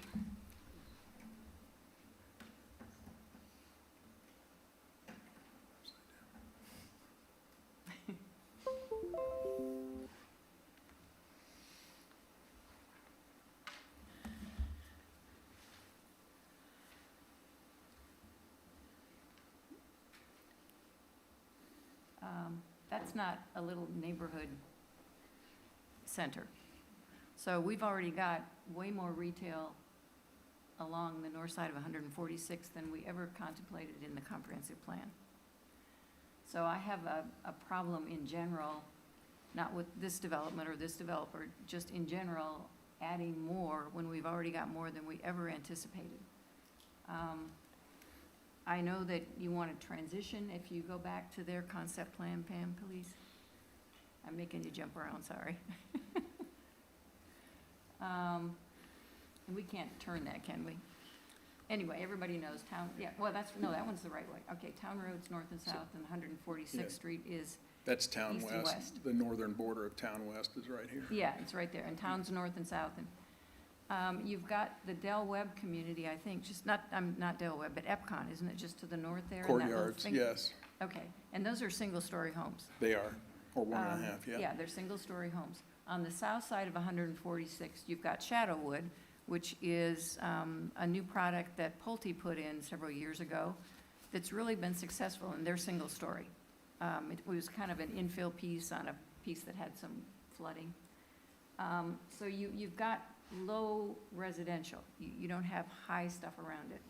So to put in a 3-story townhome is pretty excessive. I mean, if I have a single-family home and I'm looking out to the east to see the sunrise, it does rise in the east, yeah. I'm going to see a 3-story building, and I don't think that's neighborhood friendly. I mean, you're talking about transitions, and I don't think that's a good transition. I don't know if the pond can be moved or not. It doesn't really matter to me. What matters to me is that there is a space between the neighbor to the west, whose house looks pretty close to the property line, that there's a space there, whether it's a pond, whether it's green space, whether it's some single-family, low-level things that then get higher as they go east towards Town Road. There isn't enough of a transition there. A pond, open space, single-family homes, something. But the way it's set up now, you have 3-story townhomes, then you have people that are parking, shining their lights directly into the neighbor next door.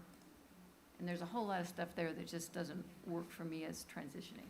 And just for, so Go ahead. this doesn't come through, but this whole area here has a 40 or 50-foot tall tree stand that is all being preserved. It's a fairly dense tree stand. I kind of walked out there and looked, from the town road, and it's not a lot. It's not going to stop noise. It's not going to stop lights. It's kind of a scrubby tree line from what I could see. I didn't walk back there, but we talk about reforestation buffers in our comp plan, and we talk about those being 100 feet. I know that Epcon and I think Del Webb did some pretty good buffers between their neighbors. I think the Del Webb was it was like 80 feet or something. So I guess what I'm saying is there's not enough there right now, for me at least, to transition to a neighbor that's been here for years. So I look at the comp plan, and then I look at what's here and what neighbors need to be transitioned to. I really don't like the idea of retail there, but I would not be completely opposed to some very local neighborhood type businesses along Town Road, possibly. We did get a letter from somebody in Shadowwood on the south side of 146th Street, and they certainly didn't want retail on the north side of the street. We have retail at 146th and Ditch, and we already know that doesn't work well with the residential to the east side of Ditch. We have a Kitty Academy, and the neighbors on the other side of Ditch, on the east side of Ditch, said, those lights shine in our bedroom windows. So we've got some issues with that. I could say a lot more, but I think that's the main gist of it. And we've tried to be thoughtful about all the things that you've mentioned. The neighbor that you mentioned to the south is nearly 2 football fields away across Right. 8 lanes of traffic, and there's a woods on their side between them and the street.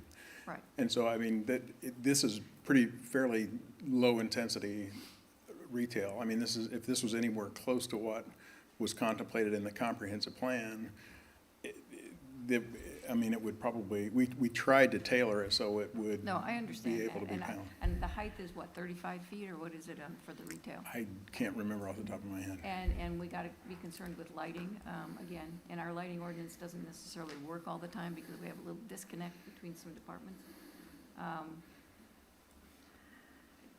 With all the retail on the other side, if there's any retail on this side at all, it has to be really low intensity. And I think that the LB, is it 12,000 square feet for medium intensity retail? I think that's what they're in the use list, but I think you're it's right limited about in there. size, and I don't see an Ethan Allen furniture store being local retail. I mean, I know it was just an example of architecture. Yes, it Okay. is. Yeah. I understand that, but I'm trying to get all my thoughts out so you don't say I didn't understand. I'm what with you. meant. you know, I'll shut up and let the next person go. All right. Actually, I did skip ahead. You were supposed to be first on the hit list here, so why don't you go next, Counselor Spilcher? Sorry for skipping over you there. I want to say thank you to the Lofters for providing us with actually just something else to look at. I know that that is not from the petitioner, not what they're requesting, but it does actually show a different way to approach this project and still get quite a bit of what you're looking for. The step down, if we are going to do townhomes here, a step down to something that's even single-story would be my preference to see coming up as a neighbor to this parcel, unless you can do something else that's incredibly creative. I went and stood in the Lofters' driveway in at their house. And Ginny's right, sorry, Dr. Kelleher, it is very scrub-like. And yeah, I saw it up real close. I saw it from Town Road, so. Yeah. We took a little walk out there, and so I got to experience what it's like, and it's close. And 3-story townhomes are just going to be invasive. At least I would be none too happy if that was my neighbor now. I didn't find it as an appropriate transition. So personally, that's something that's very important to me, to help out the neighbor who is going to be heavily impacted by the development. I go back to the comp plan as well, and I was around for all that through this whole thing. And basically, we did take that node and we shifted it east when we allowed what we did. And of course, the comp plan's only a guide. It's not a rule book. And so, you know, looking at this piece, it seems a natural, and again, we have these issues where we have primary arterials to deal with. And so what do you put there, right? I mean, primary, significant roads. And so I can see where single family is not going to be really an easy sell. Now, granted, it is because it's existing out here already. But if those places were coming years ago, I doubt it would look the same today. So, again, I'd prefer a different product other than a 3-story townhome, at least for a significant portion of this site. And the uses are going to be very important too on the commercial end. So I'll go through it and give you my red line stuff. Thank you. Thank you. Just getting back over to my right again, move on to Victor McCarty. Well, I'd just like to say I'm grateful I go after both of you because you articulate my thoughts much more better than I do. I agree with pretty much everything that Dr. Kelleher and Cindy said. For transparency's sake, just want to mention that my brother's worked for the Millers for the past 20 years, so I'm very familiar with this area and just how much whether it be noise or light pollution has been affecting farm animals, just the area in general, and it's been degraded over the years. I very much so appreciate this exhibit for you guys providing this because anything we can do to mix that and this, I think that would be amazing, especially within the transitional periods.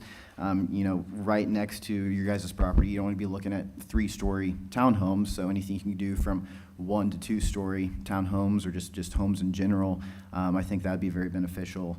When it comes to the business use, I think keeping that use along Town Road would be very beneficial just because of what's going to be right across the street at Town West. Again, that would help out with the transitional period.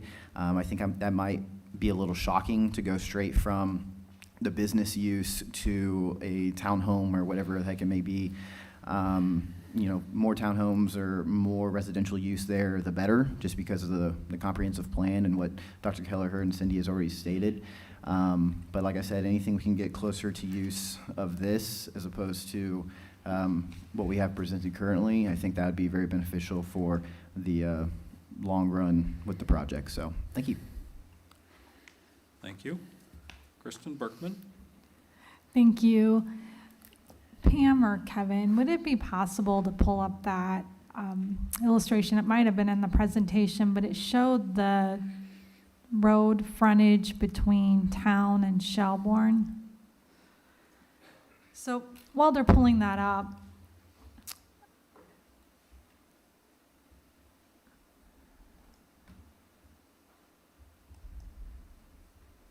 Do you want to see the frontage road? there was one slide where it showed what's been zoned Oh, around yeah, there, that was and good. there was a comment made that this is a fill-in somewhat. That's probably on.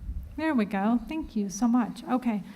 So as we look at this, and I'll just reiterate that there's a lot of commercial now planned between ditch and town that was not in the original comp plan. It was this small node. And what's been proposed at Town West now is a pretty heavy, intense retail use. So now we're looking at ditch to town.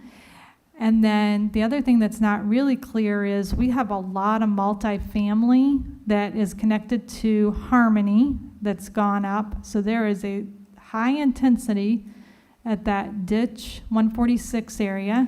There is also, I believe, apartments or multifamily contemplated in the Town West PUD, and you see that in that illustration. So we have a lot of high intensity already residential in this area. And now I'm going to move to town and 146th Street. If you go west, where it looks like the Del Webb, Kimballwick has all been rezoned, I just want to kind of remind everyone that that section has a sunset clause on it, and it is not currently in their plans to do, as far as I know. So they can break that off. That piece can be broken off Which and piece? turned into something else. Which, The piece that's to the west of, yes, thanks, Matt. I think they're platting it now. They are going to do homes there? It They have hasn't been- filed? It hasn't been built, but it's close. Okay, so that's a question mark on if they'll end up doing homes there. Where I'm going with this is, if commercial goes across the street at town, then we've started the road down to Shelbourne. And what was supposed to be a local node is all of a sudden now going from the parcel, which is east of Ditch, because there's a retirement assisted living facility there, potentially down to Shelbourne. And so I'm just not sure that that's what was contemplated in this area in the comp plan. So I just want to open that as a discussion here tonight. The second thing I want to talk about is the EPCON community. And I believe that that has 94 units in it on 33 acres. This is, I think, around 27 acres, Matt. Is that correct? That's correct. And we're talking about 180 townhomes and commercial. So this use becomes much heavier moving towards 146th Street. And I just see a lot of intense retail and housing that I don't think was really contemplated in the comp plan along here. And I think a much more appropriate use of this parcel would be to extend the empty nester. I believe that Pulte neighborhood that is to the south was done after 146th Street was completed. I'm not 100% sure, but they've been able to sell some nice residential across the street. So I'd just like us to maybe open up a discussion that perhaps we could have some different uses on that corner instead of townhomes and commercial. Now, if that is the direction that everybody moves forward with, I would just like to reiterate that the Lofters and the Millers both get a very, very thoughtful buffer. These are AGSF1 residents in our community. They've both lived here many, many years, paid lots of taxes in our community. And so their lifestyle, their quality of life should not be diminished. I support good development in our community, but it cannot be at the expense of our citizens. And this is a proposal that concerns me, that this is going to diminish their quality of life in a major way. And I'll leave it at that. Thank you. Thank you. Andre Maui? Yeah, I do agree. A lot of buffering along the AGSF one is definitely warranted. I just have a quick question about the concept plan for you, Matt. Is there, I understand it's not a DDP, it's just a concept plan, but is there a reason that one of the illustrated commercial buildings, potential buildings, is pushed inboard with parking out toward the access road instead of the other way around like the others? Yes. Okay, I have a follow-up question. What's the reason? We wanted to show the opportunity for if there were a restaurant user that wanted to overlook overlook the amenity area, that would be possible under the standards to prompt this very question. Yeah, I thought that might be the case. It's a very good reason.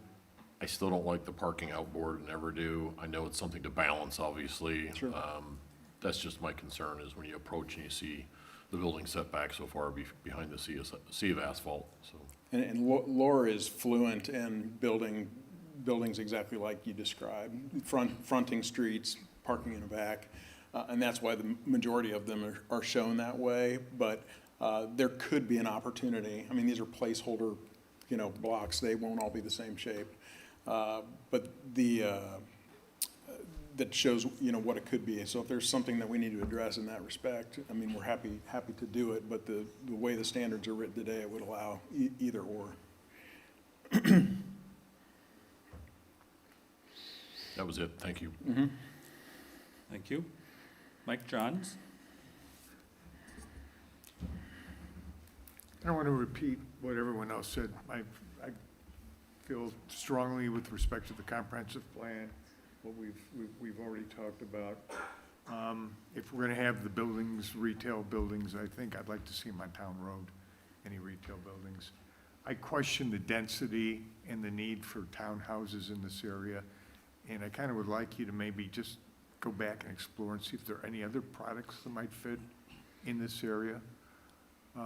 Over the last 6 months or so, we've had a couple different developers bring forth the concept of the single-family rental properties. And a lot of those, or most of those, are like single-story. And I wonder if this might not be really an appropriate location for that type of a product. So, yeah, I'd like you to give me a little feedback on that. I'd appreciate that. Yeah, I'll share with you how those economics work. I'm not sure. Okay, I'm not sure, but we're having a lot of developers just thinking it's the best thing since sliced bread, and. But you like that use here, you would like that use here? I, compared to some of the other areas that's been proposed in, I think this might be an appropriate place for it, my opinion. So, those are my comments for this evening. Thank you. David Schmitz? I don't think I really have anything to add beyond what many of the other commissioners have stated. So I'll just look forward to, in the future, seeing what you develop with your dialogue with the neighbors and the changes that you make. Thanks. I'll close the conversation with kind of agreeing with comment. This is a little more commercial, I think, than any of us might have originally envisioned here. I'm not necessarily adverse to having what was, I believe, the intent of the comp plan. It was drawn without regard to parcels, and I'm not sure if this was something that was aggregated from multiple smaller parcels to become what LOR has. But it does seem a bit much when you're talking about the buildings that Andre Maui had commented about being near the lake. The middle space would have been a better one to have shown that. Bring the other two forward if there was some opportunity for that, because I would better hide the parking between two buildings as opposed to exposing it to the corner. Just a random design thought that popped into mind after that comment. Not sure I have too much else to offer. You've got a lot of input from the 8 of us up here and the several folks that spoke at the public hearing have commented in writing. Written comments continue to be an option. Dr. Keller is signaling she has an additional random thought to share, so we'll give her that opportunity, then likely call it a night for this one and let you go do your thing. Pam, can you put up the comp plan map again? I know John's still here, good, because I have a question for him.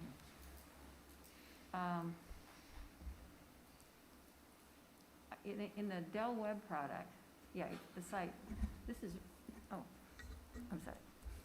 This is real close to that brown line there that is the rural southwest, if you slide down there. We're real close. And I believe the Del Webb product actually got up to that brown line, which again, isn't a line that's, it's not written in stone that it's there, but that's the rural southwest.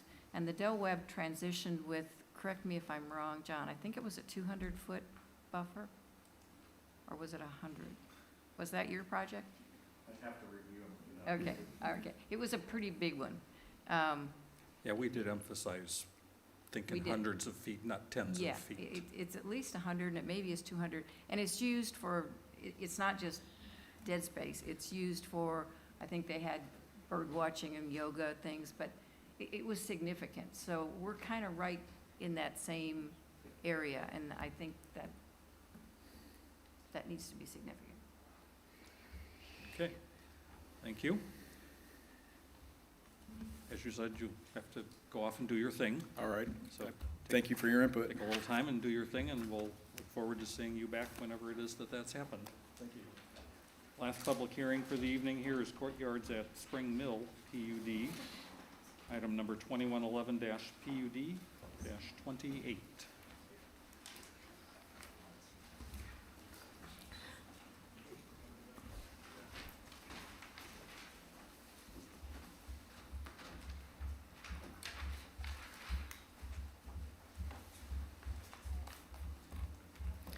Thank you and good evening. Pam Howard with the Community Development Department, filling in for Dane Crabtree tonight. The item before you is a proposed rezone of approximately 68 acres on the east side of Spring Mill Road, north of State Road 32, currently zoned the AGSF1 district, with a proposed rezone to the Courtyards at Spring Mill PUD district. The proposed PUD ordinance would have an underlying zoning of SF4, single-family high density, with a maximum of 198 dwelling units.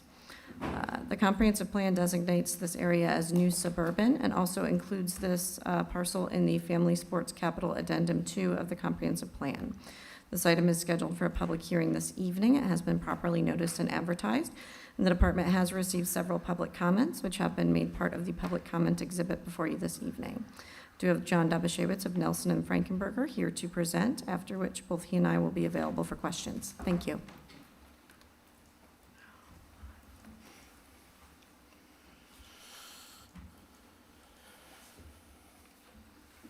Thank you.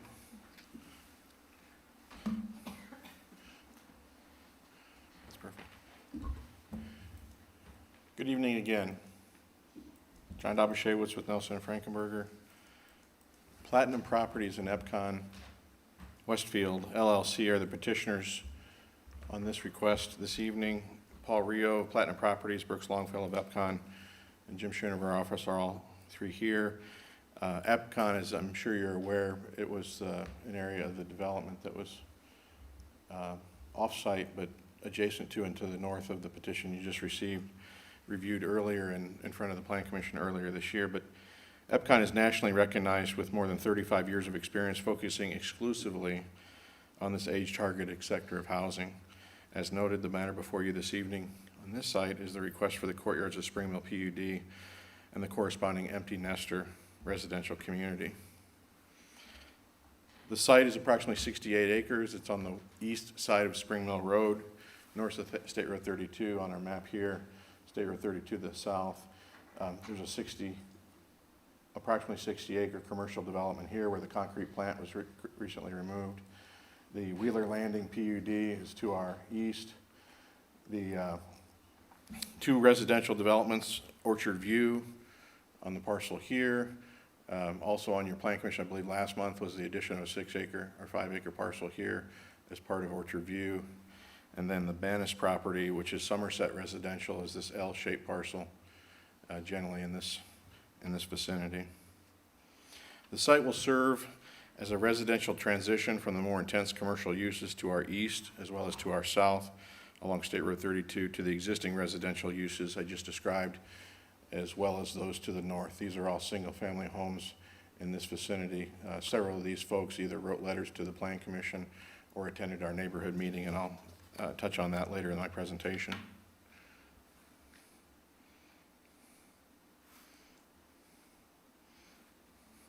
The Courtyards at Spring Mill is planned to be an age-targeted, high-quality, single-family community of ranch homes with attractive home architecture, numerous amenities, and full landscape maintenance services. The community will enhance extensions of pedestrian infrastructure, as well as provide a uniform, attractive screening along Spring Mill Road and provide an appropriate land use transition next to the commercial uses along and that are anticipated along State Road 32.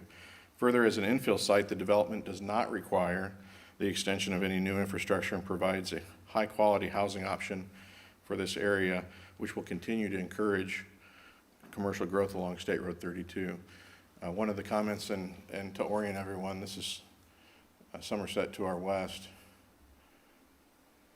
This is Spring Mill Road, our south property line here. One of the comments that we had received initially was that regarding traffic along Spring Mill, we brought that up as part of our technical advisory committee review a couple weeks ago and spoke with Public Works. To our south is the intersection where the mire is with State Road 32 and Spring Mill Road, and then to our north is the enhanced 186th Street intersection with the roundabout there at that location. Public Works wasn't aware of any concerns within that space or that area. It may be that those comments were directed to areas further north, where I know that the city is advancing discussions about aligning 193rd, 191st Street and Horton Road with Spring Mill. But I just wanted you to know that we explored that comment and reviewed it with Public Works and their areas. I apologize, I'm advancing too soon. There it is. Character photos providing examples of the home architecture is shown here. Again, these are all ranch homes. There are written architectural standards in our ordinance which are similar to those, if not identical to EPCON's architectural standards that they employed at 151st and Town Road earlier this year.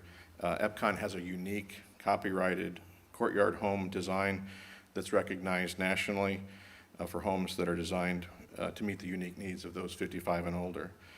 The home designs encourage an attractive streetscape with porch-forward designs. Additionally, architectural enhancements have been specified for homes that would be adjacent to Spring Mill Road. The applicant anticipates single-family home values in this area to be between $350,000 and $550,000 in price, with an average of approximately $450,000.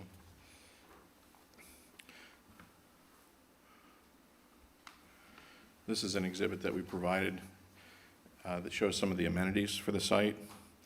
Both active and passive amenities have been provided. These character photos provide some examples of the amenities. There'll be 3 smaller parks, those identified by the B here. There's smaller parks throughout the community, as well as one larger centrally located clubhouse amenity facility. A community garden is also proposed in the centrally located common space in this vicinity. And I'll advance to that slide and show you some details of that amenity space. This is the amenity facility. It includes a minimum 2,500 square foot clubhouse, restrooms, community room, outdoor fireplace, gathering area, swimming pool, and other amenities. What you don't see in this exhibit are the pathway connections that'll go around the lake, as well as connect up onto other of the amenity facilities in that space. Advance to the plan here. There's some of the neighbors that we want to talk about. In conclusion, we held a neighborhood meeting on October 20th, and we received positive feedback from surrounding property owners, Mary Bannis, as well as 2 of the owners to our north, the owner of the lot here, as well as the house that's adjacent to 186th Street, both attended. Typical questions about drainage, other questions about how do we access public infrastructure, meaning water and sewer. Water's already provided across their frontage, but they were keenly interested in how do we tie into sanitary sewer, and there'll be sanitary sewer available at the end of the stub street. That stub street doesn't have to connect to the north, but it's afforded pursuant to the UDO, where if it did extend, but public utilities will be provided there as well as along 186th Street. Additionally, the applicant received correspondence from NDOT and the Wheelers, the owners of the property to our east. We appreciate them reaching out to remind the applicant as well as the Plan Commission that there are separate approval processes that the applicant must undertake to meet all FAA requirements. The information provided in NDOT is beneficial, and the applicant's been in discussion with NDOT since we received that letter, and their understanding that the parcel must follow the requirements that other developments in our vicinity have also had to follow over the years, including Orchard View to our west and the Meyer development to our south. So you can see the airstrip that exists along the adjacent parcel there. There's requirements that post-zoning that we would go through to make sure that we meet all those things. These are all single-story dwellings. There were comments from NDOT about taking a look at the pond, position of the pond on the real estate, can it be dry detention, and other requirements that they have in place that we would also have to meet, but understand that that's a separate process of the Plan Commission.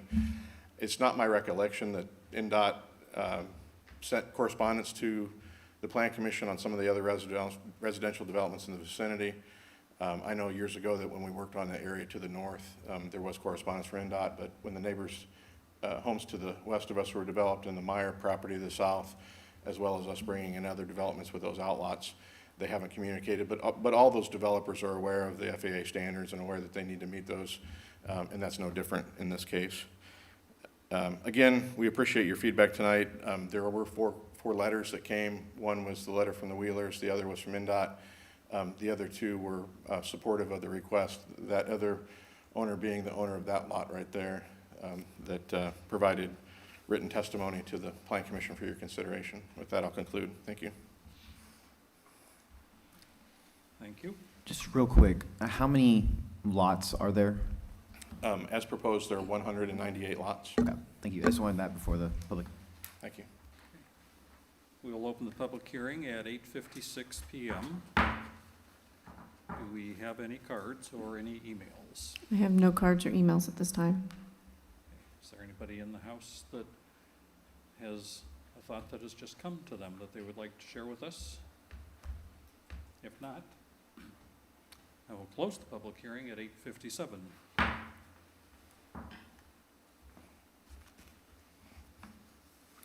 We'll go through commissioner comments, starting with Victor McCarty.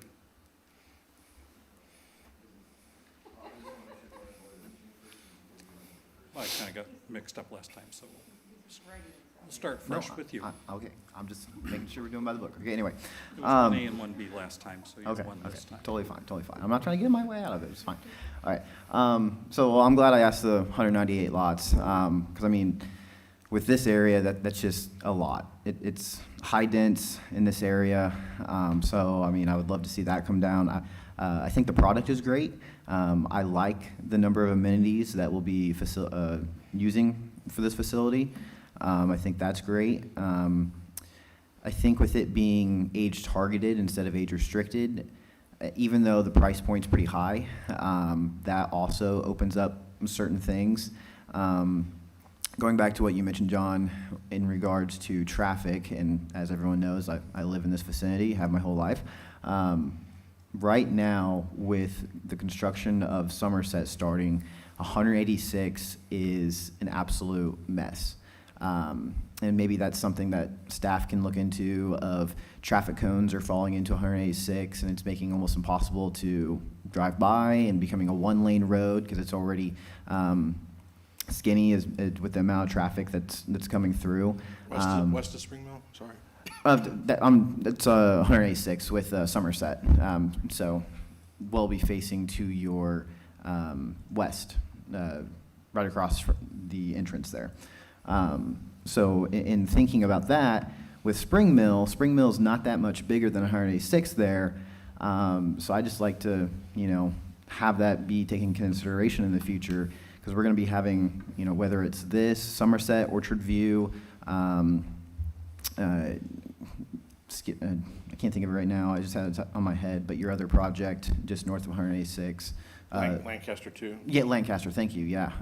Lancaster, that'll be adding to the traffic, so, I mean, right now, it might not be deemed worthy of appropriate upgrades, and as Mr. Malley mentioned before, that's not something for us to deem appropriate, but it's something to take into consideration with the amount of lots. That's something we can help control of just adding to the traffic coming in. I appreciate the mentioning of NDOT contacting you. I read that letter. I think with this being right next to the airstrip, that's going to have more consideration taken into play, because we definitely don't want, any drainage or animals or just whatever issues that might pop up. So just, the theme of the night, as I mentioned, is being a good neighbor, and, this is what we got to do. So I'll shut up, but those are just my thoughts so far. So thank you. Well, just a couple items. And Yeah. One of the things the Wheelers had suggested was a fence, and we can work on that and coordinate with them on what that looks like between the two properties. One of the things that development of this real estate does, and the reason I pulled back up the site plan here, is that from State Road 32 north, with the development of the commercial space up to our south property line, the dedication of right-of-way and development of this to pull that path up to here, and the additional right-of-way that was dedicated to accommodate the roundabout, I think we're right there with having a full pedestrian connection between 186th and the south, and we also have then the additional right-of-way, so when you see that path go in, and there's that extra 15 to 20 feet of grass between the path and the actual edge of pavement, that affords the opportunity to make an improvement to that segment of roadway in the future without obtaining right-of-way, which is a significant portion of the cost of making those improvements. So that's really addressed with the development of this site. And the last one, just to speak to the number of houses and the density, and there was a lot of discussion earlier about the Kimballwick and the Del Webb, and there was a space there where we're trying to do real northwest at 1 home per acre, and the buffers and the transitions and such. We went back and we looked at the intensity of development that EPCON did there at 151st in town, and this is nearly identical, within like a tenth of a home per acre at 198 homes, where in that space we were trying to accommodate a transition and a buffer to the rural southwest space, and we're not trying to do that here. Not that I'm not trying to downplay your comment, but I just want to know more about that and the expectation moving forward, so that we have some good parameters established, so we can have that discussion if there is the need for an adjustment. Because here you have between 2.5 and 3 homes per acre, and these developments here, we're just under 3 homes per acre, and you have commercial uses adjacent to us to the side, where we're not trying to work against or work towards, somewhere close to 2 homes per acre, somewhere close to 1 home per acre, where this is identical to the intensity that was provided there at 151st in town. Just by way of example, not to say that we're entitled to that, but just to give you some perspective on the discussion. No, absolutely, and I agree with that. Something that just popped in my head, I think distinguishes this area as opposed to 151st is just because of, again, Grand Park. What's our initial understanding of what we want the area to look like? Do we want such high density, or do we want that transition to go from, because right behind here, with the airstrip and stuff, we're going to be transitioning from high density use like this to more of maybe a townhome or apartment, whatever deemed appropriate when it comes through. Well, everything in. Yes, thank you, yeah. It's the residential that I think you're referring to is actually off-site, not on this paper. Yeah. It's actually further east of Kenzie. Is that Kenzie? It's further east of Kenzie. The space here is identified for light industrial uses. When that happens, I don't know, but I know that's the use program for that space. It's not multifamily, it's not residential in that particular space adjacent to us. Yeah. Like I said, I'll shut up. Let other commissioner have a chance. Hey, I got called a horse, so I'm. Thank you, Victor. Kristen Berkman. Okay, thank you. I guess my main concern with this petition is what really should go on that site, because this does have the overlay of the Family Sports Capital addendum, which I pulled it up, which says to kind of provide opportunities to help Grand Park. And so we also have the separate initiative that we've talked about in the city, which is, do we have enough commercial space rezoned? Do we need to be looking at other areas? And Kevin's group's been looking into that.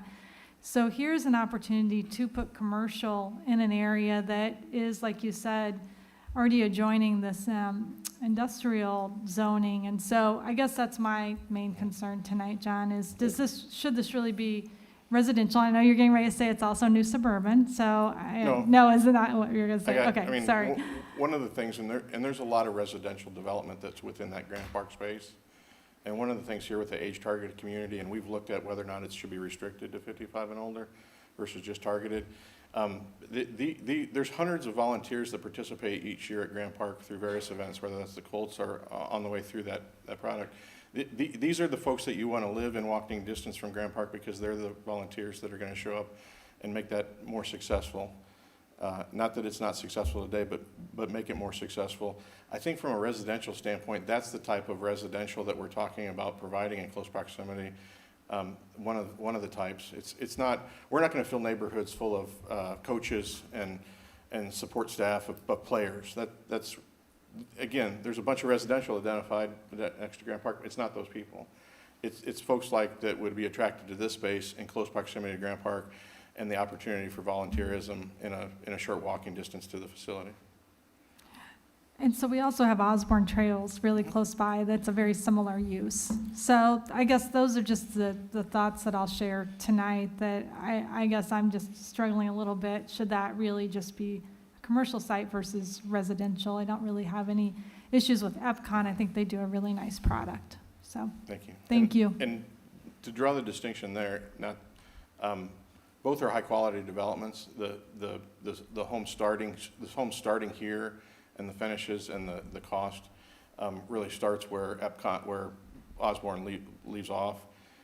We also represented Lennar. They build a fine home. Their target is a target that's somewhere between high 200s and low 300s, and this starts out in the mid 300s up to 550. So we're offering a product that isn't offered today at Osborne Trail. We're offering a higher end product. Okay, thank you. Thank you. Andre Maui. I don't have any questions on this one. Thank you. Very good. Mike Johns. I too don't have many questions on this. I just would like more information on the airstrip. And again, a little concerned about the animals, the lake, and the proximity of the homes to the airstrip, but those are my main questions. Thank you. Thanks. Thank you. Dave Schmitz. I want to clarify, and you kind of just did with your recent, so the age restricted, it's age oriented, 55 plus oriented, but not a HOPA. Their experience is that they're missing out on people that are 50 to 55, which is a large segment of the market.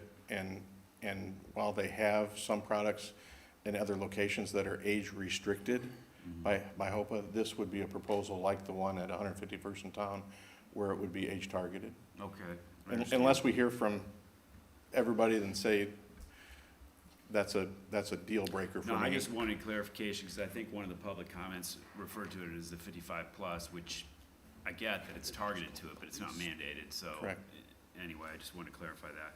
I like I think others have said, I like and appreciate Epcon's product that they've built in Westfield thus far, and the architectural standards that you referred to moments ago that takes your product a step higher than Lennar's.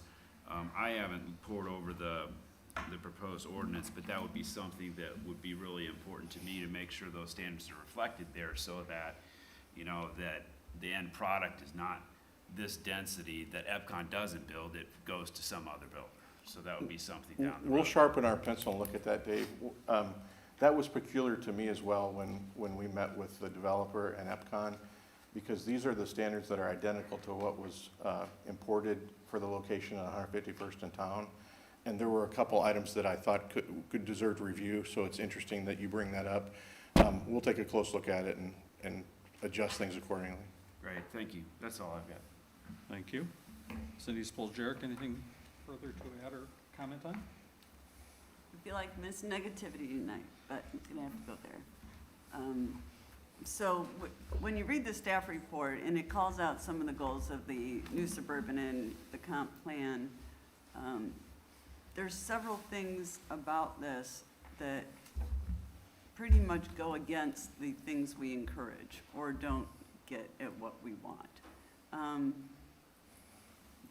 From the get-go, we've got Spring Mill, which is turning out to be a pretty significant corridor for our community, and it obviously is right at Grand Park. Can you pull up the comp plan? This is a big stretch of Spring Mill, and you have all rear facades. So I want to understand that. You say that you have these additional enhancements for architecture on those. It basically boiled down to a window or a faux window would be on the rear. That's what I read. And obviously, that's a non-starter. And again, the observation that I would make is that the architectural enhancements for the Spring Mill Road frontage were those that the Plan Commission adopted, the council adopted after a favor recommendation from the Plan Commission along 151st Street.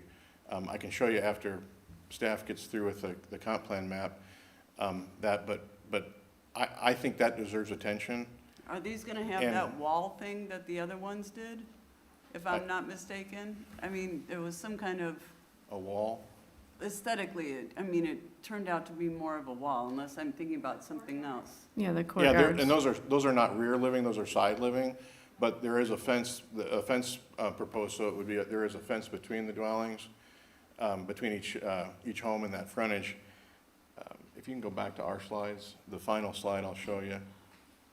And if you scroll all the way to the end, so here's the Spring Mill Road frontage.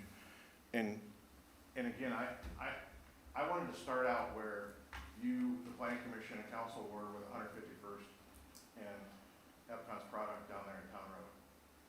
And we have a four-board fence, we have landscaping. These dwellings have a lot of architectural articulation on the rear facade. But that's not shown anywhere.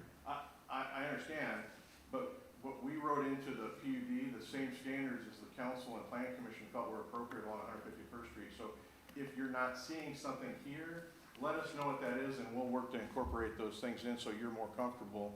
I didn't want to recreate the wheel, so if everyone, they got a unanimous recommendation and we're happy, and an approval from the council, if that was appropriate, I didn't want to recreate the wheel.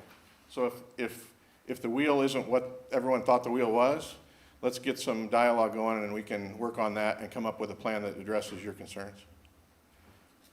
Yeah, I'm going to have to get back with you with, again, unfortunately, a red pen.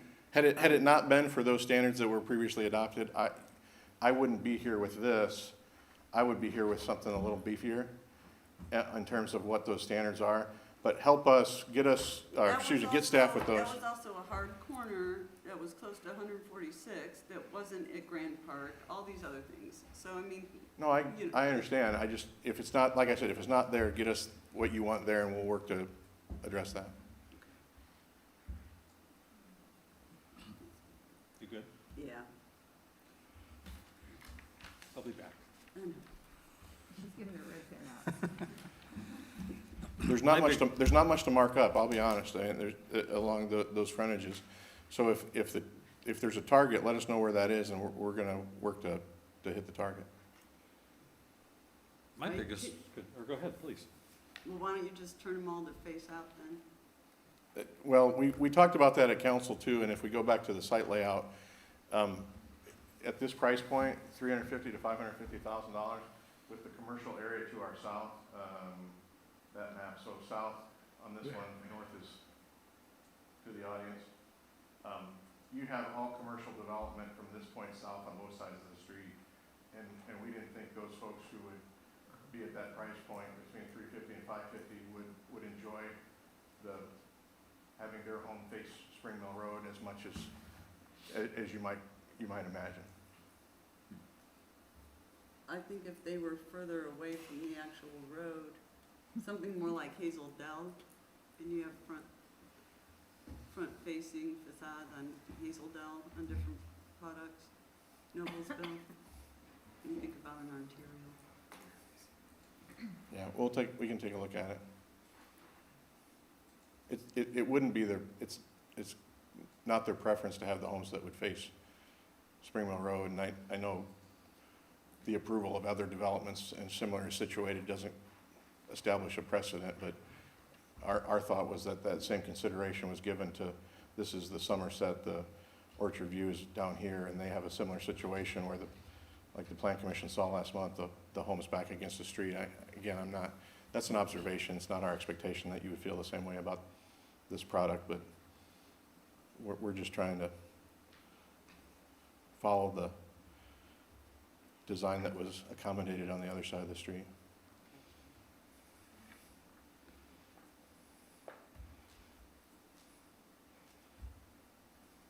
You're done? Yeah, I'm done Okay, for now. for now. My biggest concern maybe is more for staff or others. I'm concerned about what is it that actually has to happen because of the airport adjacency. It sounds like there's some pretty significant hurdles to get over before things like this can actually live on this site exactly where they're shown. So are we looking at something that's got a pretty high likelihood of becoming something totally different before it's actually ready for a recommendation? Or are we looking at something that really might actually work? It sounded like it was very tenuous that the pond where it is and the number of homes that are within a really short distance of an active runway could actually prevail here in the end of the day here. So if you've got some helpful, encouraging words for me, please. I don't know how encouraging they'll be. Please share them. Paul Rio, Platinum Properties. It's good to see you all again. Yeah, I've spoken with NDOT, the NDOT director for the FAA. His name's Mike Blake. And an 8-foot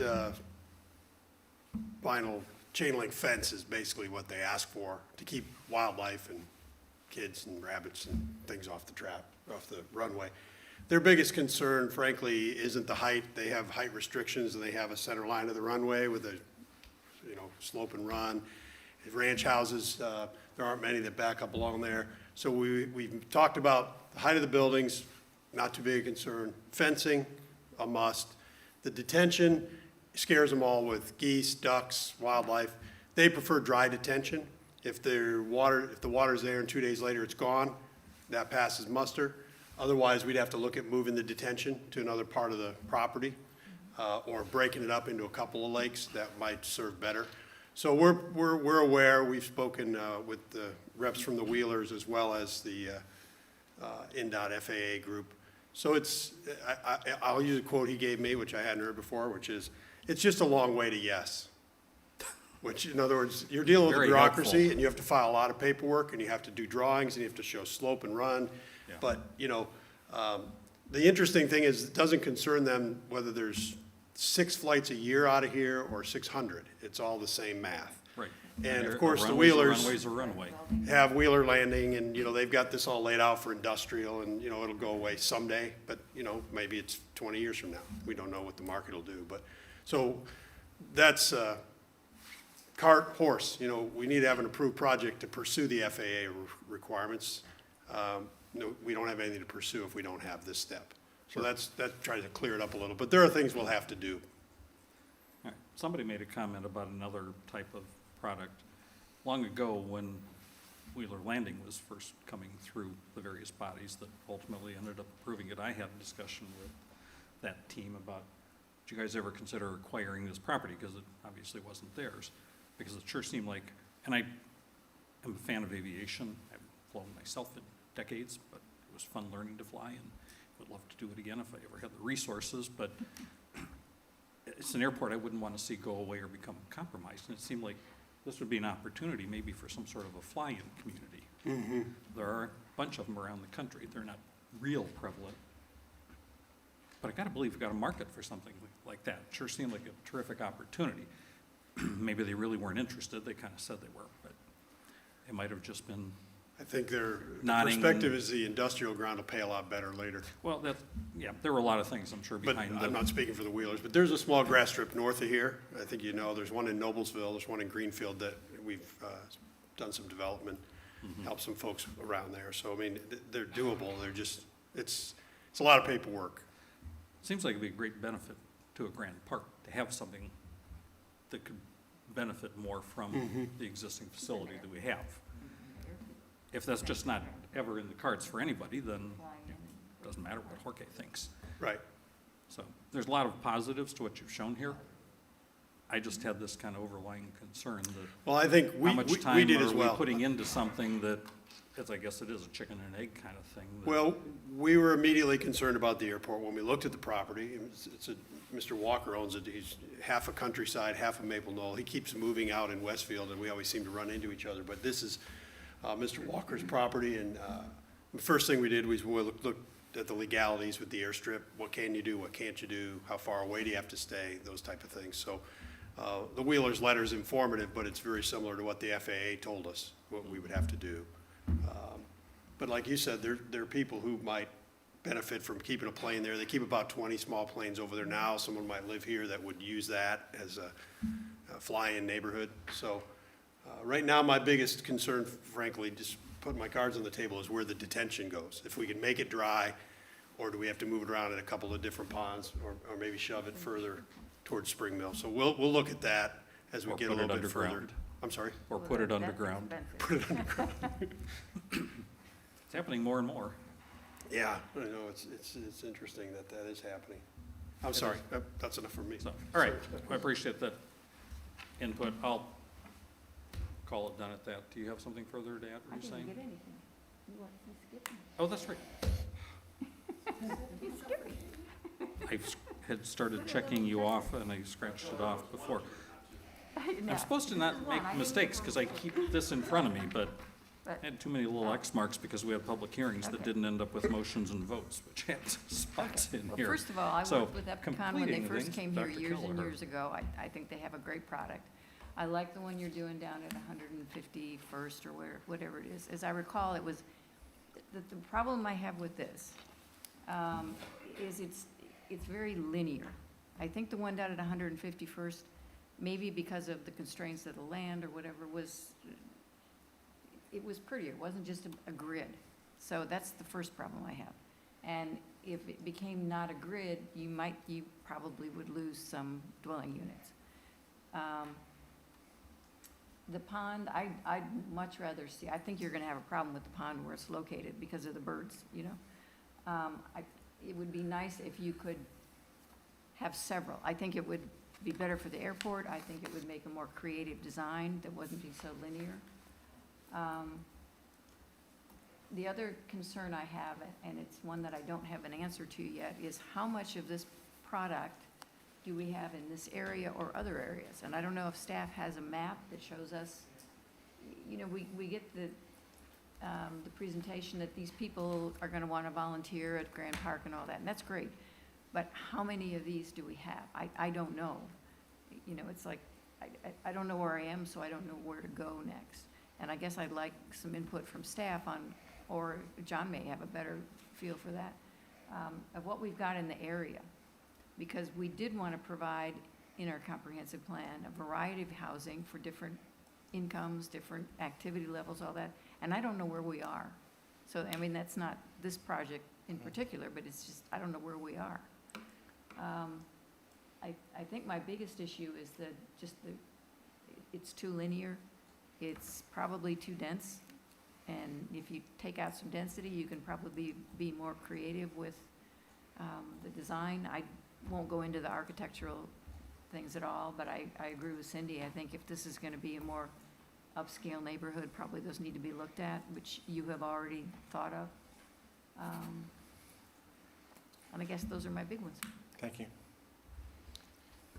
Okay.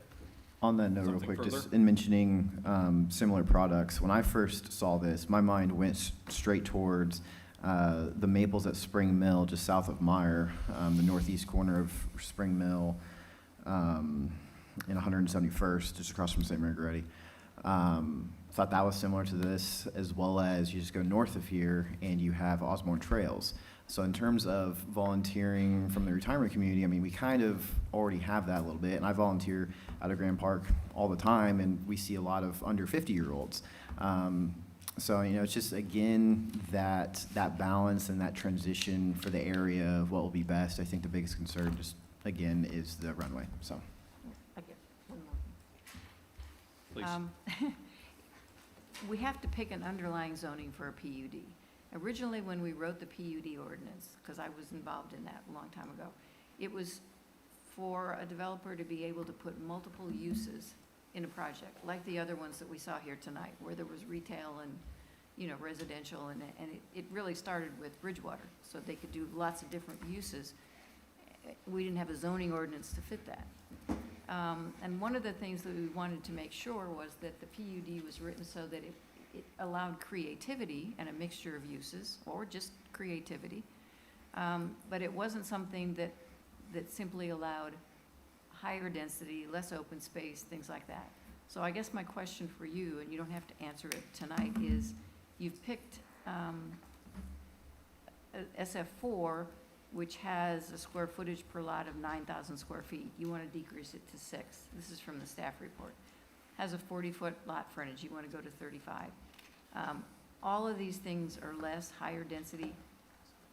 Tell me somehow how this benefits the community. I know it benefits you, but tell me somehow how it benefits the community. I mean, if you could go, not tonight, but if you could explain to me, because when I look at it, I said it allows more density and more houses and all that, and that isn't what we wrote the PUD for. So tell me how you can be more creative. If I approve a smaller lot, how can you make it more creative? And this doesn't do that for me. Understood. Okay, I promise. Bob, can I say one more thing? Sorry, this is it. sure. But I did pull up this picture of the one at 151st in town, and you probably have too, but that would be a really nice thing to pull up to Dr. Kelleher's point on the creativity of that, because there's quite a bit of open space on this one as well. So it's just done a little differently than the layout here. So it'd be helpful for you to pull that up. Thanks. You're welcome. I think we've given you what we can give you tonight. So we'll look forward to seeing you back at a future meeting with updated materials and see where it goes from there. All right, thank you. Thank you. Other items on the agenda are continued to some other future meeting, which then takes us down to reports and comments. Anything from various plan commission members in general? I have a question, I guess, for staff, that you probably can't answer tonight, but a couple of years ago, we decided we had a problem with our lighting ordinance, that it was kind of broken. We had, part of it was being done by APC, or by staff, and part of it was being done by Public Works. And I remember the mayor said, you gotta fix this, and I never heard whether we fixed it. Because Public Works had lighting that didn't fit our UDO. Yeah, I think the summary is that there are some modifications to the construction standards that the Public Works Department manages. I don't know if those have happened. I suspect not. They're in the same kind of staffing situation that we are in, frankly. And all they had to do, Kevin, was they had listed a bunch of Duke lights that were unacceptable. And I got with the Duke people and gave them a bunch of lights that were acceptable. So it was a matter of just a simple fix. It might have been, but I don't know. I don't know where that falls in their priority list. I think there were also one or two UDO modifications that also would have had to happen at the same time, but. I know. Well, the mayor said fix it. He was pretty hot, so I may call him again. Say That's it isn't fine. fixed Well, yet. I only have so many I know. man hours, right? I know. So It wasn't your man hours, it was the At other the time, Public yeah, Works. it was your predecessors, I get it. but now that's yours.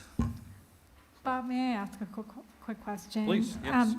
I think Pam had mentioned on our virtual meeting last time, Kevin, that you and Beth were going to work on training. Maybe you're talking about it tonight, but I just wondered if you could expand on what that is. Well, it's just a follow-up. We've said all along after the Purdue class that we were going to provide an additional kind of local setting, and that's what this will be in 2 weeks. That was one of my comments. But yeah, it was really just a reminder. I think that just please have that on your calendar. Please plan to attend. We'll be jumping in after the conclusion of the regular meeting. So.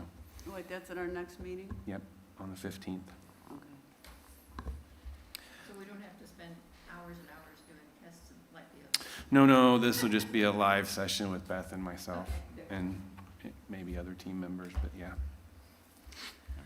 Just two things. One, I'd already mentioned it, but just staff, if you guys could do anything, please, in regards to enforcement with the Somerset construction that's going on right now across from Lancaster 186. Some of their barrels and other construction equipment stuff has been blocking 186 sometimes in the morning when driving to and from work.